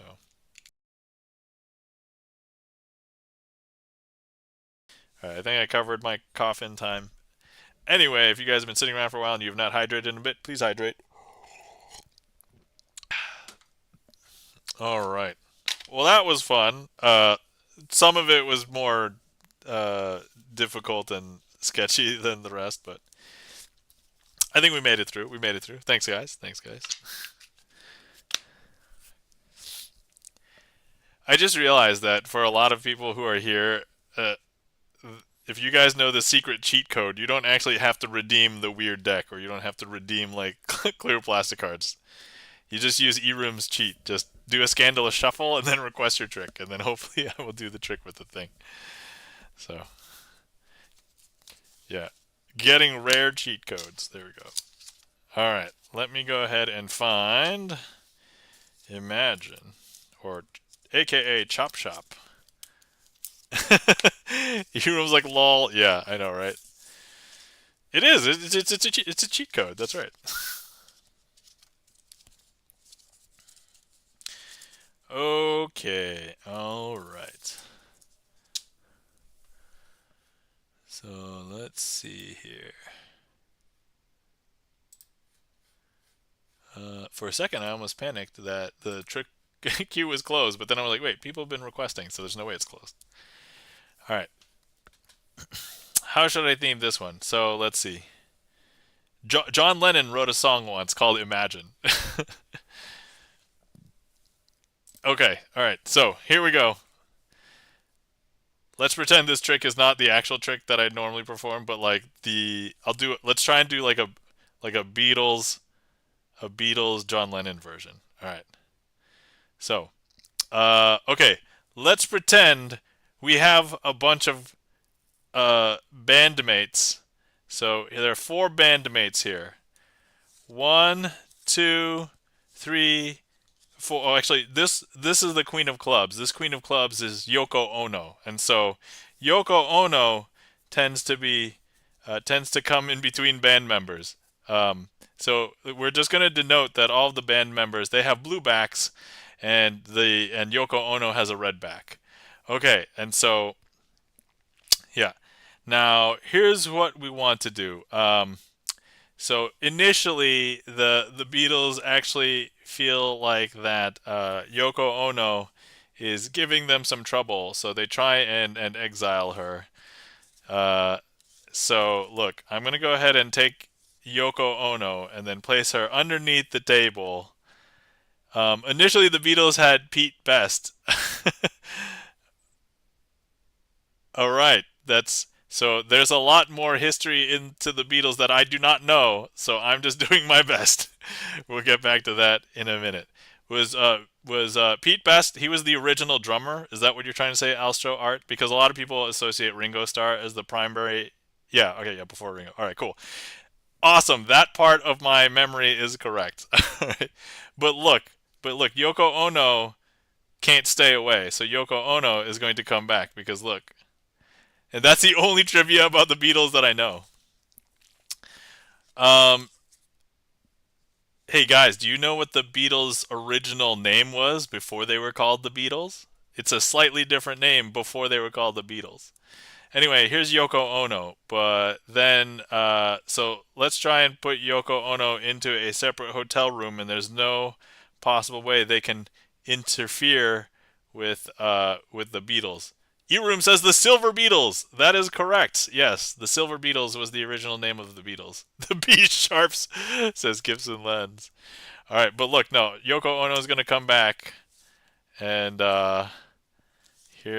But finally they're like, hey, look, either Yoko Ono's got to go or the band's got to go. And so anyway, here's what ends up happening.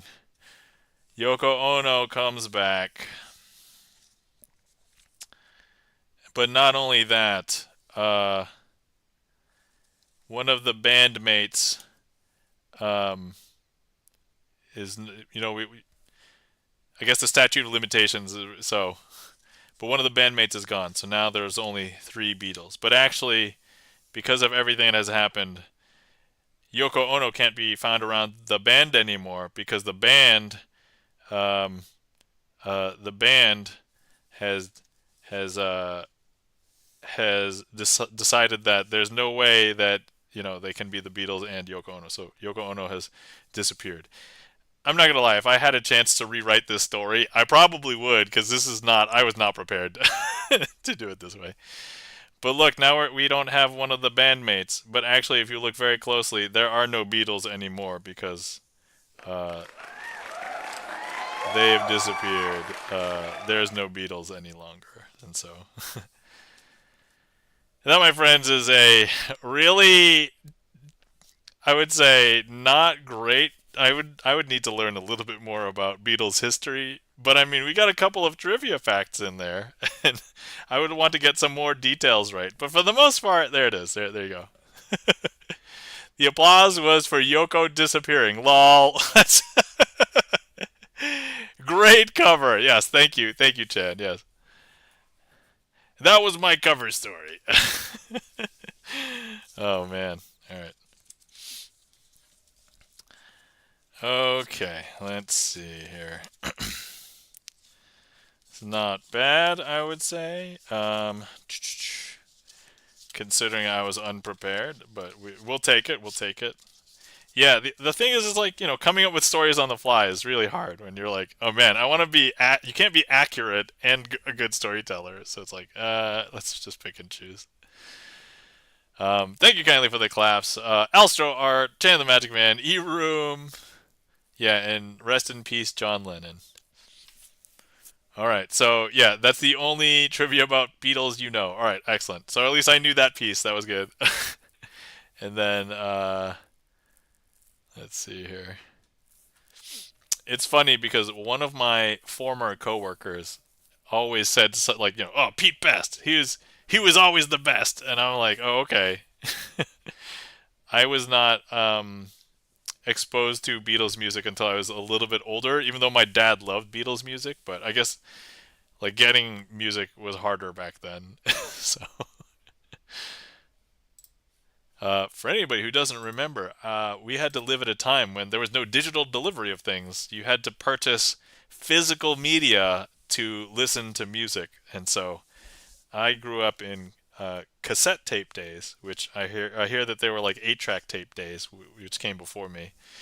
And then like when CDs hit, everybody was like, "Whoa, CDs!" You got to keep the fidelity like as long as you don't break the CD, because like if anybody used cassette tapes were on magnetic tape, but like if you listen to it a lot, the quality would degrade over time. And I got to the point like where it didn't magnetic tape, it started to wear, and I was like, this does not sound as good as I remember. And it's like, oh, magnetic tape is not perfect all the time.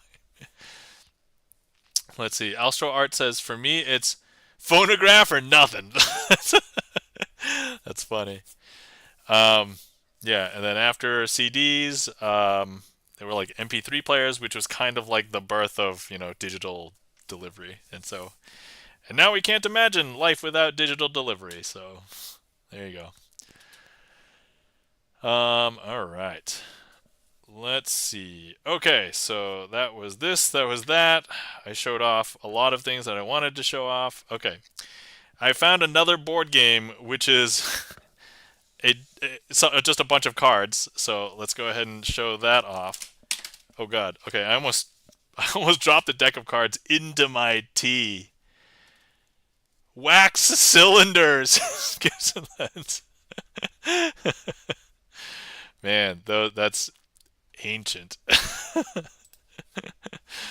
All right, here we go. So next board game I have is really a card game, which is why the only reason why I would bring it up here. This is called Yomi. This is a particular deck called Yomi Panda versus G Panda. Why am I bringing this card game up? Well, first of all, we talk about cards a lot here. Second of all, let me pull out a deck of cards and show you why.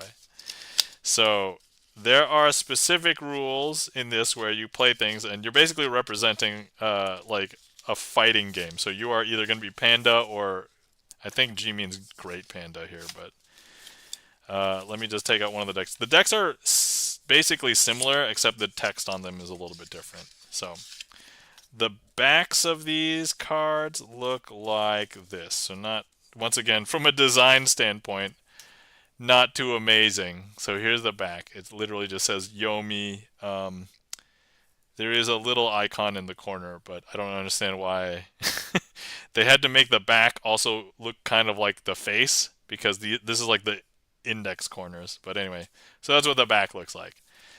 Gangsta Panda. Yeah, that's right. That's what the G stands for. Now they just need an O. OG Panda. All right. Oh, sorry, you guys can't see that. OG Panda. Anyway, so the faces basically. So this is a king of clubs. So yeah, this is basically a regular deck of cards with a few exceptions. Like like there's a lot of other stats and things, but each one of these is either like an attack or a block or throw. So like here, the three of spades, it can be an attack or a dodge. The nine of clubs is a throw or a block. Queen is a special attack, right? And so, but also the faces. So all of the specials are either face cards or aces. And so you can tell just by looking at the edge. So like I can tell where the aces are. So the aces are all those green ones, and then all the face cards are those like kind of tan ones, and then everything else is just a regular card. But that's basically what these are. So I'm not sure how well. So things that I've discussed on the past is like to do some magic with certain cards, having like the full bleed art is very bad. Luckily, this is not full bleed on this side, but because of the colors, it's considered basically full bleed on the face. So that's not very good for doing magic there. But what do we want to do? Maybe let's do something with the aces. And the other deck is basically similar, except that there's different moves and different like stats and things. So that's basically it. FYI, this is not going to be the best experience because the cards are slightly warped because of probably how I stored them. So like if you take a look, there's a slight bow in this deck. It's not flat as I would like.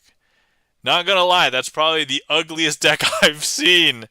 Yo, you're not wrong, Alstro Art. And actually, because you're probably an artist, based on the name Alstro Art, that yeah, this is not pretty. I mean, like between this and beer, like both of them were pretty bad. At least this way, it's like directional, so like I can't tell if it's like upside down or whatever. But okay, let's see how this goes. Yeah, true. Okay, so yeah, we're basically between beer and this maybe being the ugliest. All right, so okay, look, we have the ace of diamonds. Okay, the ace of clubs, the ace of hearts, and then here we have the ace of spades, which I will leave out here. And then what are we going to do here? Ace of spades, always, says Frolic Chris. By the way, welcome in, Frolic Chris. All right, so here we have our three aces. So I'm going to lay down all of the aces here. Oh yeah, thanks for giving our friend Frolic Chris a shout out. Guys, if you're not following our friend Frolic Chris, please give Frolic Chris a follow. Frolic Chris is a pianist and plays JRPGs, so please give him a follow. All right, where were we? Oh yes. So what we are going to do is I'm just going to go ahead and place 3 cards onto each one of these piles. Let's flip this one over. like so, like this, here, and then, okay, and now let's square up.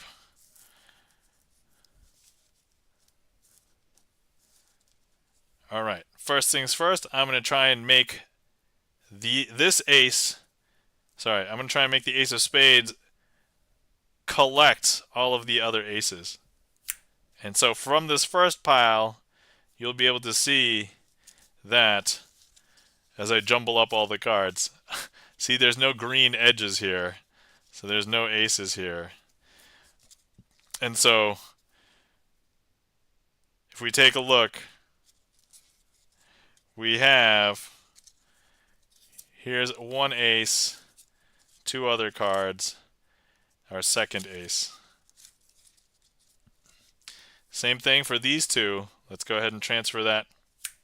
I don't know if you could tell, but this ace has jumped from here to here. Because if I show you, just take a look, you don't see any of those green edges here. So that ace has hopped down here, because now if I show you, look, we've got ace of spades you knew, some other card, that one, and then of course the ace of clubs has hopped down here. And now finally this last pile, if we take a look, we've got the ace of diamonds, the ace of clubs, the ace of hearts, and the ace of spades. Now, some people are probably thinking, hey, there was some sleight of hand there. And to that I would say, yes, you're watching a sleight of hand card magic stream. What do you expect? Let me go ahead and place the ace of spades into this pile here. And if you were here, you could place your hand on top of this pile. And I'm just going to simulate it by using my actual computer mouse that is actually connected to the streaming laptop right now. But look, here we have our diamond, our club, and our heart. But I'm going to be using the power of these three aces to pull that ace of spades from through your hand. And if you were here, I would go ahead and tap your hand and ask if you felt anything. Hopefully you liked it. 1, 2, 3. I don't know if you saw it, but look, there's now 4 cards over here. We have the ace of diamonds, ace of clubs, ace of hearts, and of course, the ace of spades. And if we show you these cards, you could take your hand off. You could inspect these yourself if you were here. But I'm just going to flip these over and show you that there's no green edges. They are indeed other cards. And that, my friends, is a trick with the Yomi deck of cards. That was, let me see here. Let me do this, and then that was the one we just did. So we'll clear that. Awesome. Okay.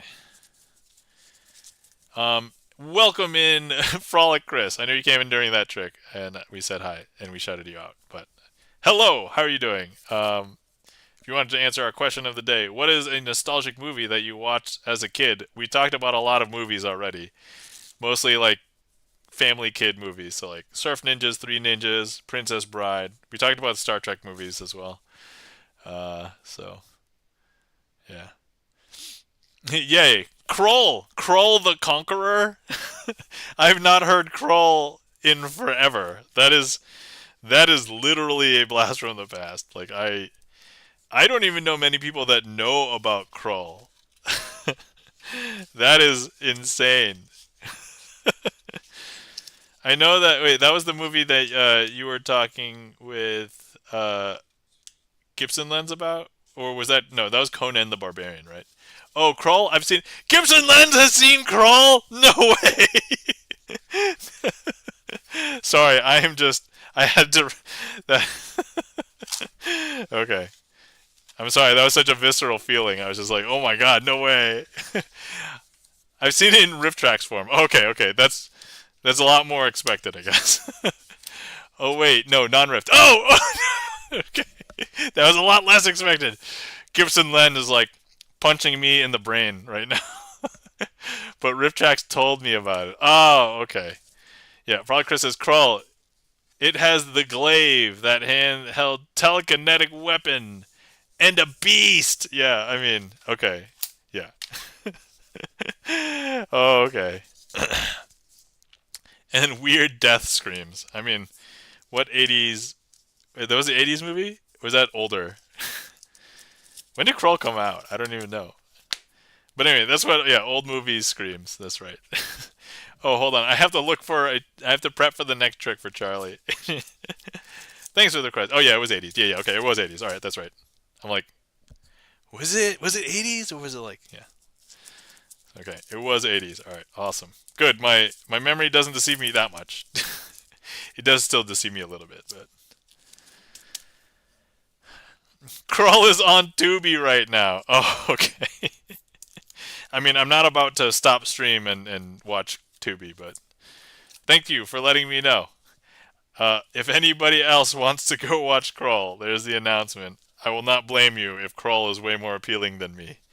I get it. Look, Crawl's got a lot more muscles. I have none. I have zero. I mean, I guess I have to have some muscles to move around, but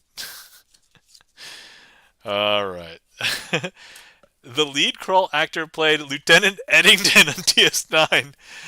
Oh man, I did not know that. But I didn't know about Star Trek. I think when I first came across Crawl way back in the day.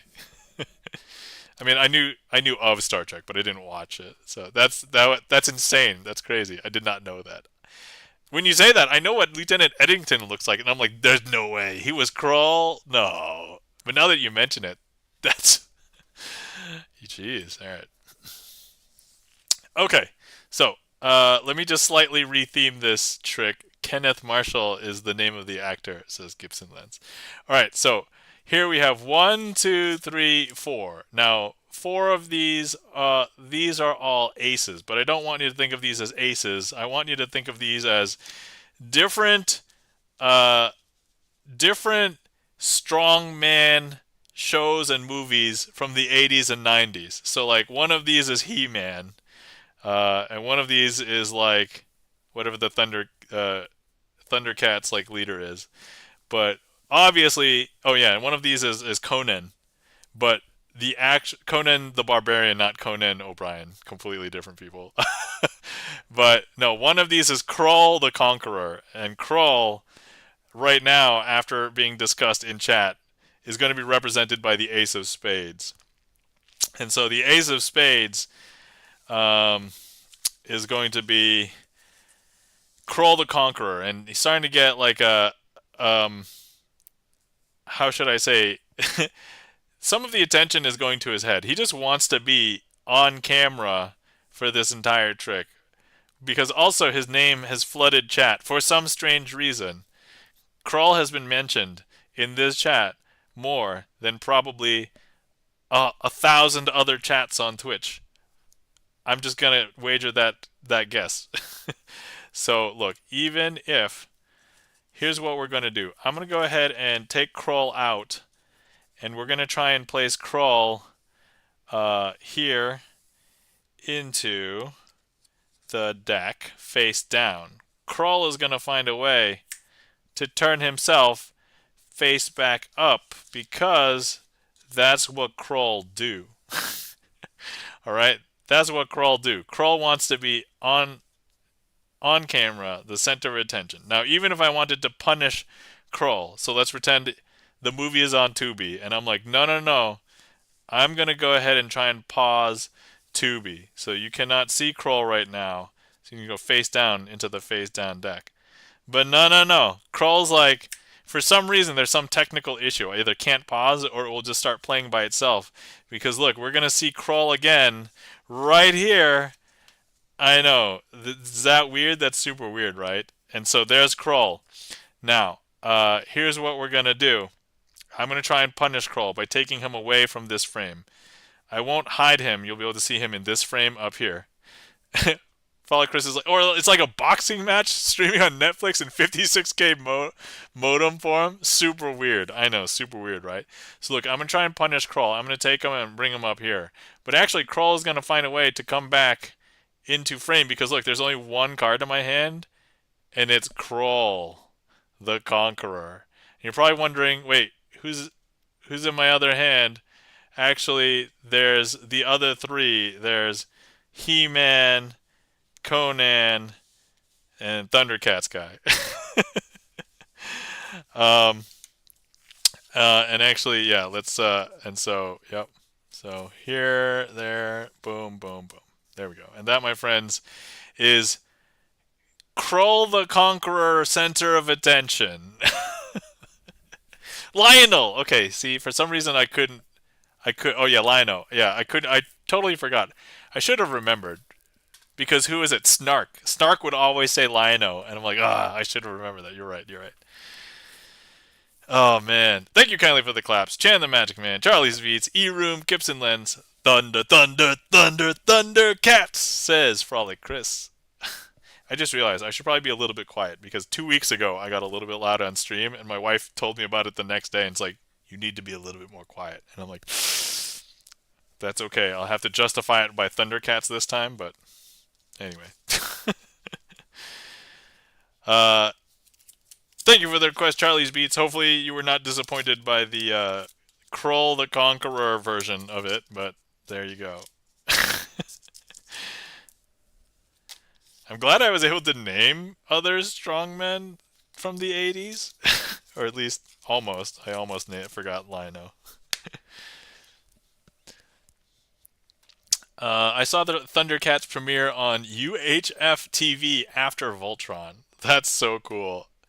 I remember watching Voltron as a kid. I don't know if it was in syndication at that point or if that was the first time airing, but yeah, I loved Voltron. I liked Thundercats. I was a fan of He-Man as a really young kid, but then I stopped watching it because I thought that the main bad guy in He-Man was scary. Like the skull guy. What's his name? I don't remember. But Skeletor, that's it. Yeah, Skeletor. All right. Whew. I'm not gonna lie, that might have been the first time I did like an 80s cartoon version of. Well, actually, because I Crawl. Was there a cartoon of Crawl later?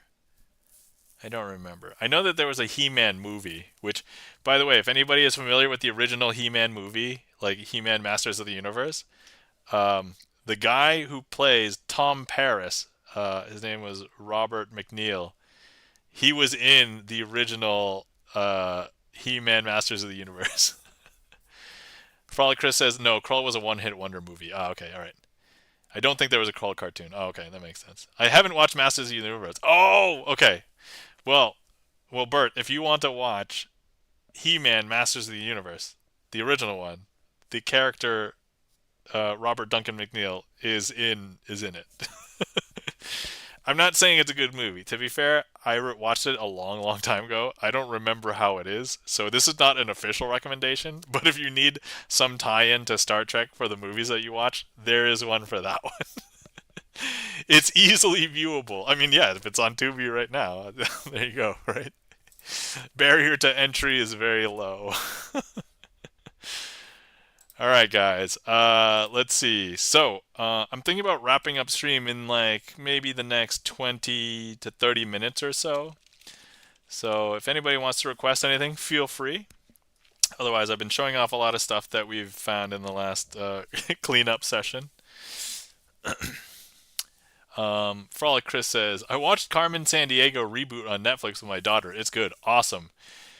When you say Carmen Sandiego, the Carmen Sandiego game show or some other Carmen Sandiego? Because I remember the Carmen Sandiego game show that was the geography based one.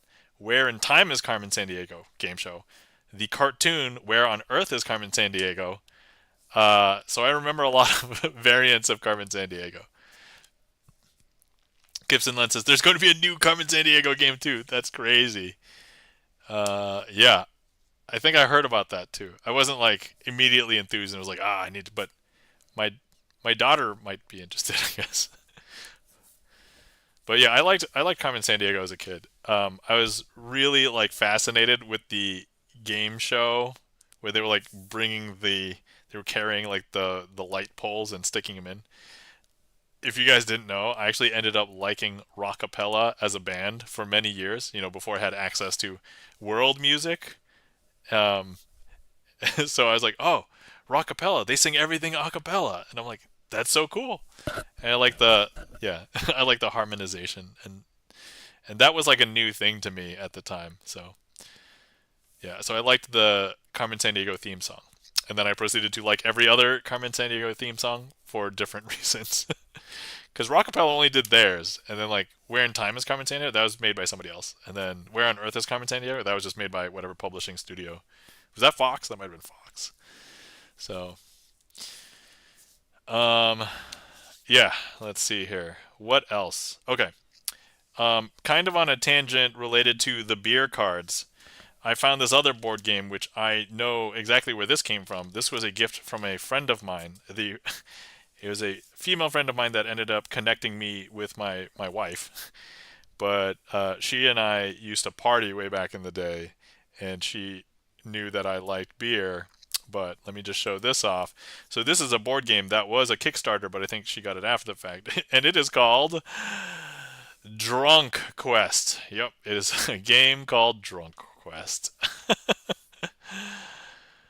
So anyway, I wanted to keep this with the beer cards, but I think this is at least better quality and is actually a game because it is like if you're into like D&D and RPG, there's like legitimate rules and so there's big. So first of all, these are coasters, but these are coasters that do like a random thing. So there's like a payback. I don't know if these are abilities on the back, but each coaster has a different ability. These are dice, so these have plus and minus. So I guess it's just like flipping a coin, except maybe it's an uneven. Oh no, they're even. So there's 3 plus and 3 minus. So I don't know why they just didn't do coins. Maybe rolling dice is easier drunk than flipping coins. These are, I guess, cards that you can use like throughout the game for whatever reason. And then I equate this to kind of like if you've ever played Munchkin, it's what it reminds me of, basically. Except you guys are adventuring together as opposed to against each other. Wino, Kegerator, Sake, Mudslide, Balthazar. Yeah, Vodka Bolds, Cosmo Girl. Yeah, Beer Bear. Yeah, and so that's just what. And so this is. Hold on, let me move some of these. Let's see how okay these. So these are as bigger than some of my tarot cards. These are bigger than. These are probably as big as my largest tarot cards. Okay, they shuffle okay. That's good. But yeah. And then importantly, they are slightly glossy because if you're actually drinking alcohol while playing this game and there's a spill, they did think of that, I would say. At least this is better made. And look, the design of this, the back, I would say, even looks. I don't know how to say. Maybe not beautiful, but it's like the back is articulate. There's actually some substance. Somebody sat down and designed this. Like, it's a lot more than I can say than either the beer cards or like Yomi. No offense to those, but like, okay, I am kind of backhandedly offending those. But yeah, this is at least this has decent production quality. I will give this that for sure. I could actually see myself playing this. I could not see myself playing beer. Um, so anyway, just wanted to show that off as well. And I figured I showed beer already, so I'm like, I need to show this, otherwise I will have to separate or store them separately until I show. But anyway, that is Drunk Quest. So, and I have big cards for this. I was actually thinking if I got into like tarot reading, it's like, what if I did a tarot reading with Drunk Quest cards? Would that be crazy? All right.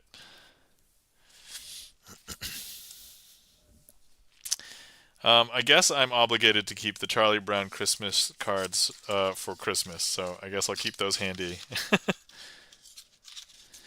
I did find a box of cards the other day, and they are my standard playing card collection before I got into Magic. So, a couple of the decks I pulled aside because they were in rubber bands, and I decided I can't keep cards in rubber bands anymore because they will go dry and stick to the cards. But let me go ahead and pull these over.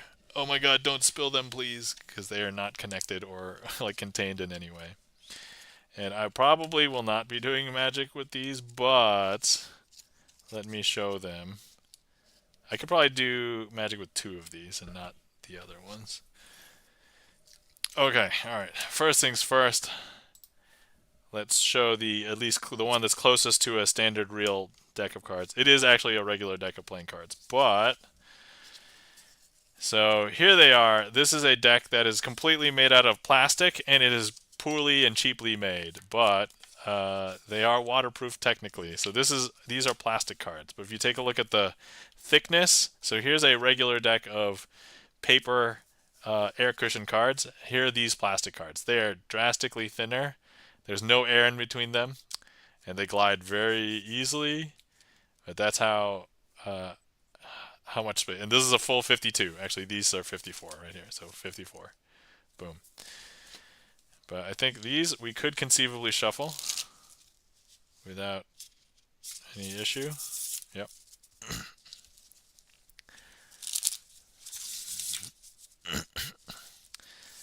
And then let's see. Can I do some sleights with this? All right.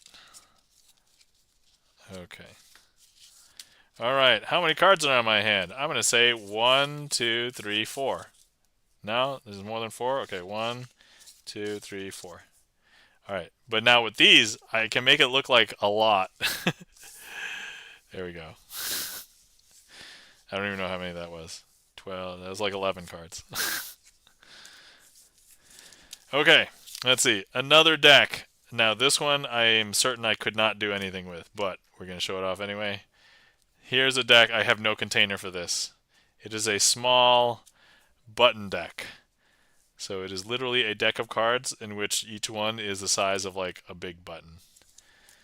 Let's see if I can even do a spread. Nope. Nope, they do not glide off of each other. These are, you can't even do sleights with them. So face cards are this, and then these are this. These do not glide off of each other at all, so unlikely I'll be able to do anything. Hold on, let me just try a thing. Okay. Okay. Here we go. Top card is a king of clubs. If I take the need to sleep, take care, says Frolic Chris. Actually sleeping, not watching Crawl tomorrow though. Got it. I'm gonna go ahead and place that king here in the middle of the deck. We'll push that in. Well, Frolic Chris, thanks for stopping in. Have a glorious night. Take care, sleep well, and we'll see you around. But yeah, definitely get some good sleep. Alright, but look, if I snap, that should bring the king of clubs back up to the top, right? Because there is our king of clubs. Now we just got the power. Let's not waste it. I'm going to go ahead and take this, place it into the middle of the deck. If I snap, that's going to bring the king of clubs back up to the top. Alright, that worked a little bit better scarily than I thought it should. Okay, so now let's proceed to phase 2. Okay, so I'm going to go ahead and swing, just swing cutting is weird. I'm going to leave the king of clubs sticking out so that you'll know that it's the same. This could be signed, because really it could be. King of clubs. I'm going to take this, place it into the middle of this packet, place this into the middle of this packet. The fact that I could conceal the entire deck in the palm of my hand probably makes this a little bit more sus. But anyway, some people think I hide it on the bottom. Some people think I hide it on the top. Nope. But look, if I just go ahead and snap, that will bring it from the bottom up to the top. Alright, I'm going to say that surprisingly worked okay. I don't think I messed that one up too bad, if at all. Just looked a little bit weird.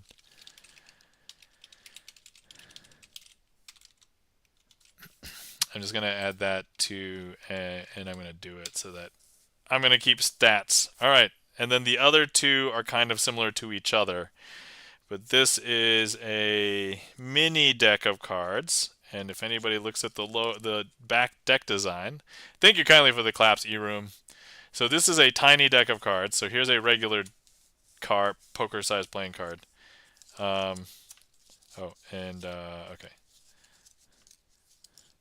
Here we go. So this is about the size of maybe 1/4 the size of a regular playing card. And if you guys are familiar with logos, the back here, that's the Target dog. So this deck is a Target, I guess, exclusive or produced? I don't even know. Because, like, if you take a look at the Jokers, it is the Target dog. And the suits are weird because... Hold on, let's see. Yeah, the suits are weird because these are the 4 suits. So, like, house is spades, I think. And then clubs got to be the paw print. Diamonds has it's like a diamond, but with a diamond ring at the top of it. And then, like, heart is... I can't even tell. It's like a broken dog treat. So, I can't even tell. So, this is like the heart equivalent. It looks weird, right? Or it's a wishbone. It's a wishbone? Yeah. And here's like the 8 of paw prints or whatever. Okay, these I don't think I'll be able to do as much because they are a little bit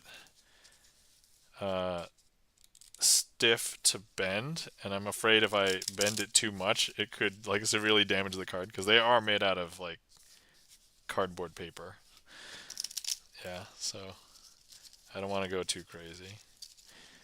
Alright, the good news is whatever trick I did on the last deck of cards, I could conceivably do with this one as well. But, actually, let's see if I can do... Hold on. Alright, hold on. We're going to try and find the aces. Alright, just searching for cards and stuff. Oh, look. Okay, so here's the paw print. Alright, so there's one of the aces. Second... Yeah, I think shuffling this would be tough. Or just handling it. Once again, there is suspicion if you can conceal the entire deck in your hand. Oh no, please don't tell me I'm missing a card. What am I missing? It's the Ace of House. Come on. Nope, there it is. Okay, good. Alright. Yeah, I could overhand shuffle these. Yeah, that's probably the easiest way to shuffle. But look, I could conceivably, like, hide the deck in my entire hand. Like, there we go. There's no deck in my hand, I swear. Okay, alright. So let's try doing this. Okay, so I want to do something interesting with these 4 aces. Now this part's going to bother me. Hold on. Okay. But I want to turn them all face up, but only 1 card at a time. But I can't do it like this because that would be cheating because that's how normal people would do it. And so what I want to do instead is I want to give it a magical twist. I'm going to hold the packet, give it a magical twist, and that's actually going to turn up the Ace of Hearts, the broken one. Okay, now if I give it another magical twist, the Ace of Hearts will turn face down, and the Ace of Clubs should turn face up. There it is. Okay, and now if I once again hold the packet, give it another magical twist, the Ace of Diamonds will turn itself face up. Here we go.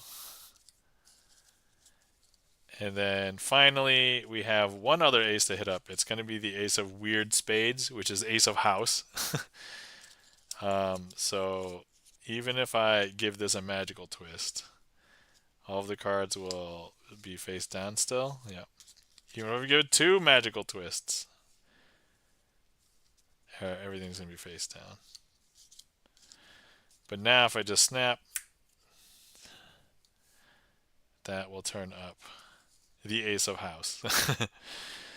All right, that's doable as well. Okay, these are not as they just can't shuffle them basically.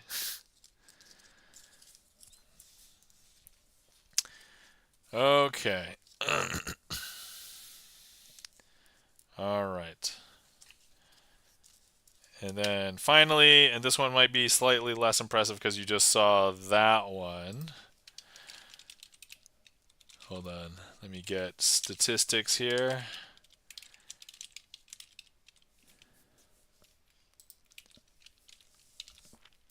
Is this one. So comparing this small deck size to the target ones. The target ones are smaller, so these are a little bit bigger, maybe the size of two of these. But these are they are thinner, so they're made of a thinner material. So I can arguably handle this like a regular deck of cards. So like I can riffle and no problem. I can bridge, looks nice. The fact that I can handle these kind of like normal cards is kind of amazing.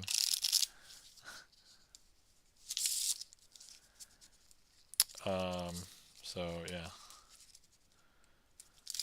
Okay. All right. So let's see. Is there anything I want to do quickly with this deck?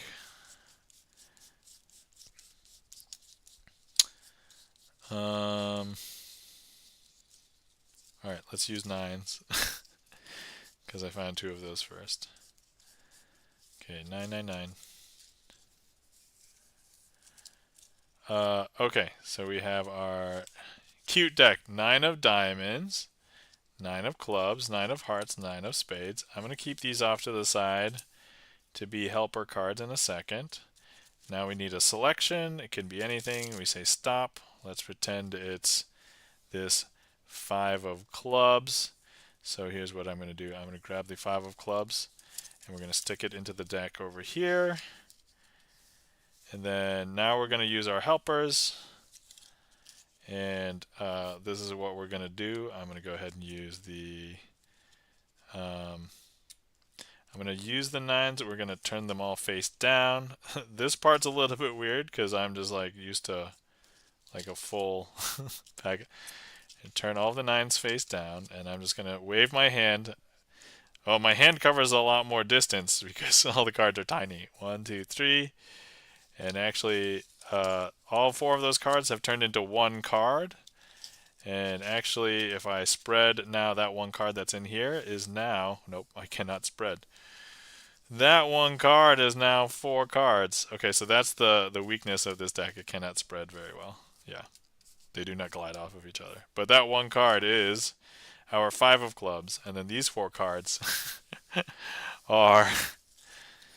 Alright, I did not like this that well because the gliding thing doesn't work out, and then otherwise they're nice to shuffle, but not good enough. Sus emote. Yep, that's right. Sus emote. Alright. So, let's see here. I don't want to say I messed that up. It was not a great performance, but it was all the cards' fault. Definitely not my fault. Okay, cool. All right, so with that, I'm going to close the queue. And then let me put in, what do I want to do tonight? I want to Picasso Aces probably for our finale. And of course, thank you everybody who came out and hung out with me tonight. I know today was probably a little bit less magic and a lot more nostalgia discussion and show and tell of like old stuff, but I did try and do a lot of magic with random cards, so there's that. But if it wasn't for you guys, this wouldn't be as much fun. And honestly, I've been having fun also just talking about movies, shows, reminiscing, and so all of that. So that's been fun too. But thank you to anybody who interacted with the stream, whether you chatted, requested a trick, clicked on the heat map. As I said, there wasn't as many tricks today, but hopefully next week we'll get back to a lot more tricks if that's what people want. And if not, I can keep on doing this because I've got a lot more junk to go through. Thank you to all the lurkers out there because, once again, magic is one of the rare art forms in which if I'm practicing magic, there's no magic happening. The magic has to happen in your mind. once again, disclaimer, if you were concerned about any of this being black magic or sorcery or deals with the devil, it is none of that. It is sleight of hand. And hopefully some of my mess ups or dealing with different cards would show you it is sleight of hand. So, but even if it was real magic, I would claim this anyway. And then also, let's give some mod love to our mods. Guys, you're not following our friend and mod, Chan the Magic Man. Please give Chan the Magic Man a follow. Chan, one of the other Twitch magicians that has a regular magic schedule. Please give him a follow. He normally does his magic streams on Mondays for Magic Monday.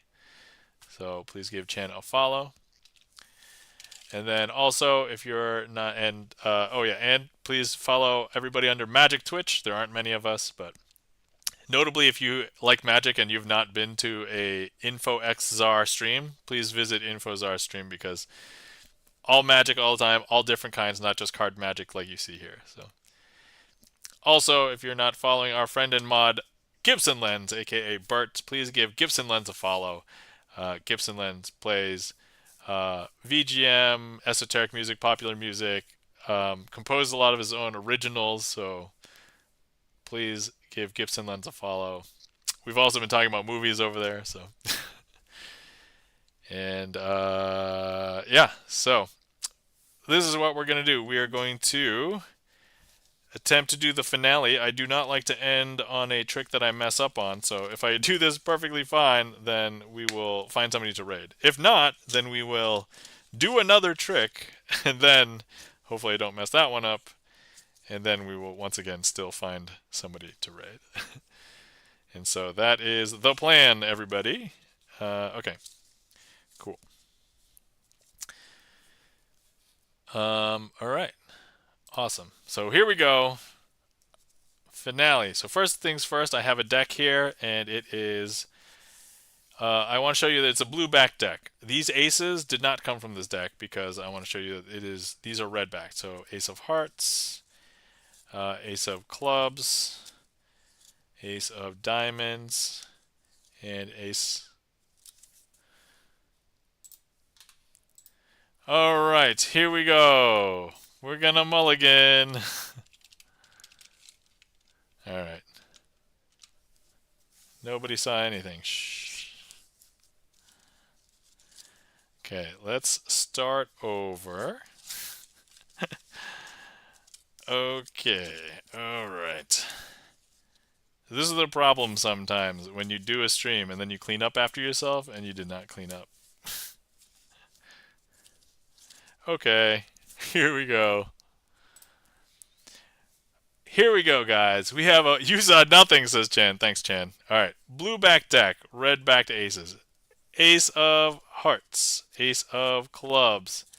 Ace of Diamonds. Ace of Spades. Now, what I want to do with these 4 aces is that I'm going to go ahead and separate them, and then we are going to collect them all back together at the end. Okay, so here we go. I'm going to go ahead and separate them like this. And the Ace of Spades will go up here. And then what I'm going to do is we are going to go ahead and place 3 cards onto each one of these piles. Like so.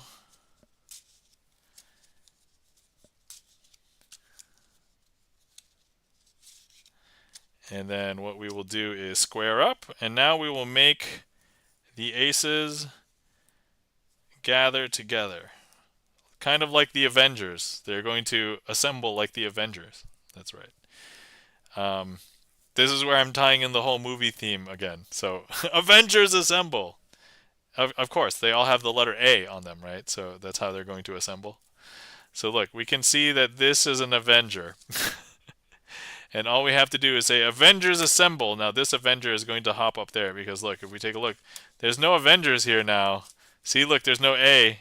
See, that's a J, and then these are numbers. So, and now if we take a look, before there was only one Avenger up here, but now look, there's going to be 2 Avengers. See, look, there's an Avenger there and an Avenger there. All right, so now once again, we're going to say, let's pretend. So, Ace of Spades was was Captain America, right? So this was Iron Man, obviously. So, and then this one next, this one can be Hawkeye, right? So here's Hawkeye. Hawkeye is right here.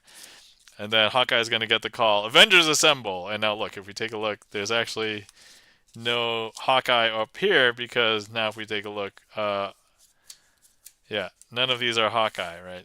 So, but now if we take a look, there are, I think, 3 Avengers. See, look, 1, 2, 3 Avengers assembled together. And then, so if we're talking about the arcade game is Captain America, Iron Man, Hawkeye, and Vision. And so here's the last one.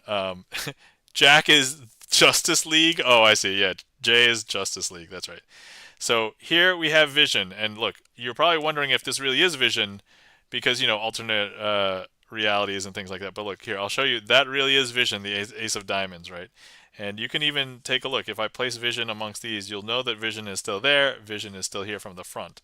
But all we have to do is just say Avengers Assemble. And look, Vision has actually hopped from here to there. Because if I show you, look, there's no Vision here. And if we show you from the front, there's no Vision here.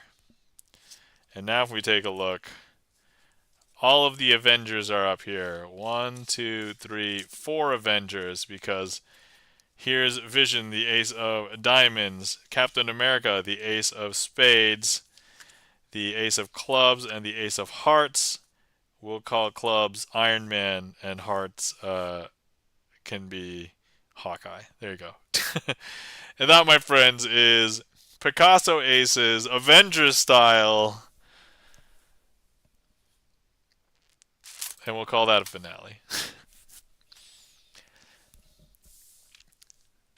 I can honestly say I've never done that with this before. That is probably the first time I've done the Avengers for Picasso Aces. It was a little unfortunate at my start, but anyway, I think that worked out. It was fine. It was okay. Alright. Thank you kindly for the claps and the applause. Chan the Magic Man, E-Room, Gibson Lens. Thank you guys so much for hanging out with me tonight. Hopefully you guys had fun.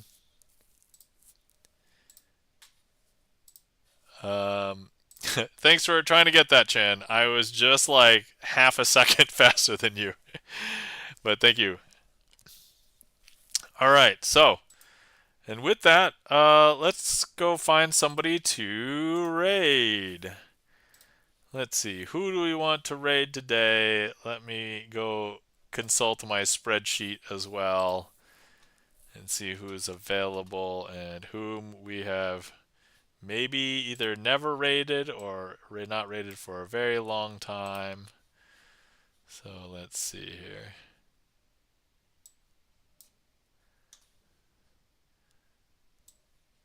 Oh, is Alchemy Mutation going?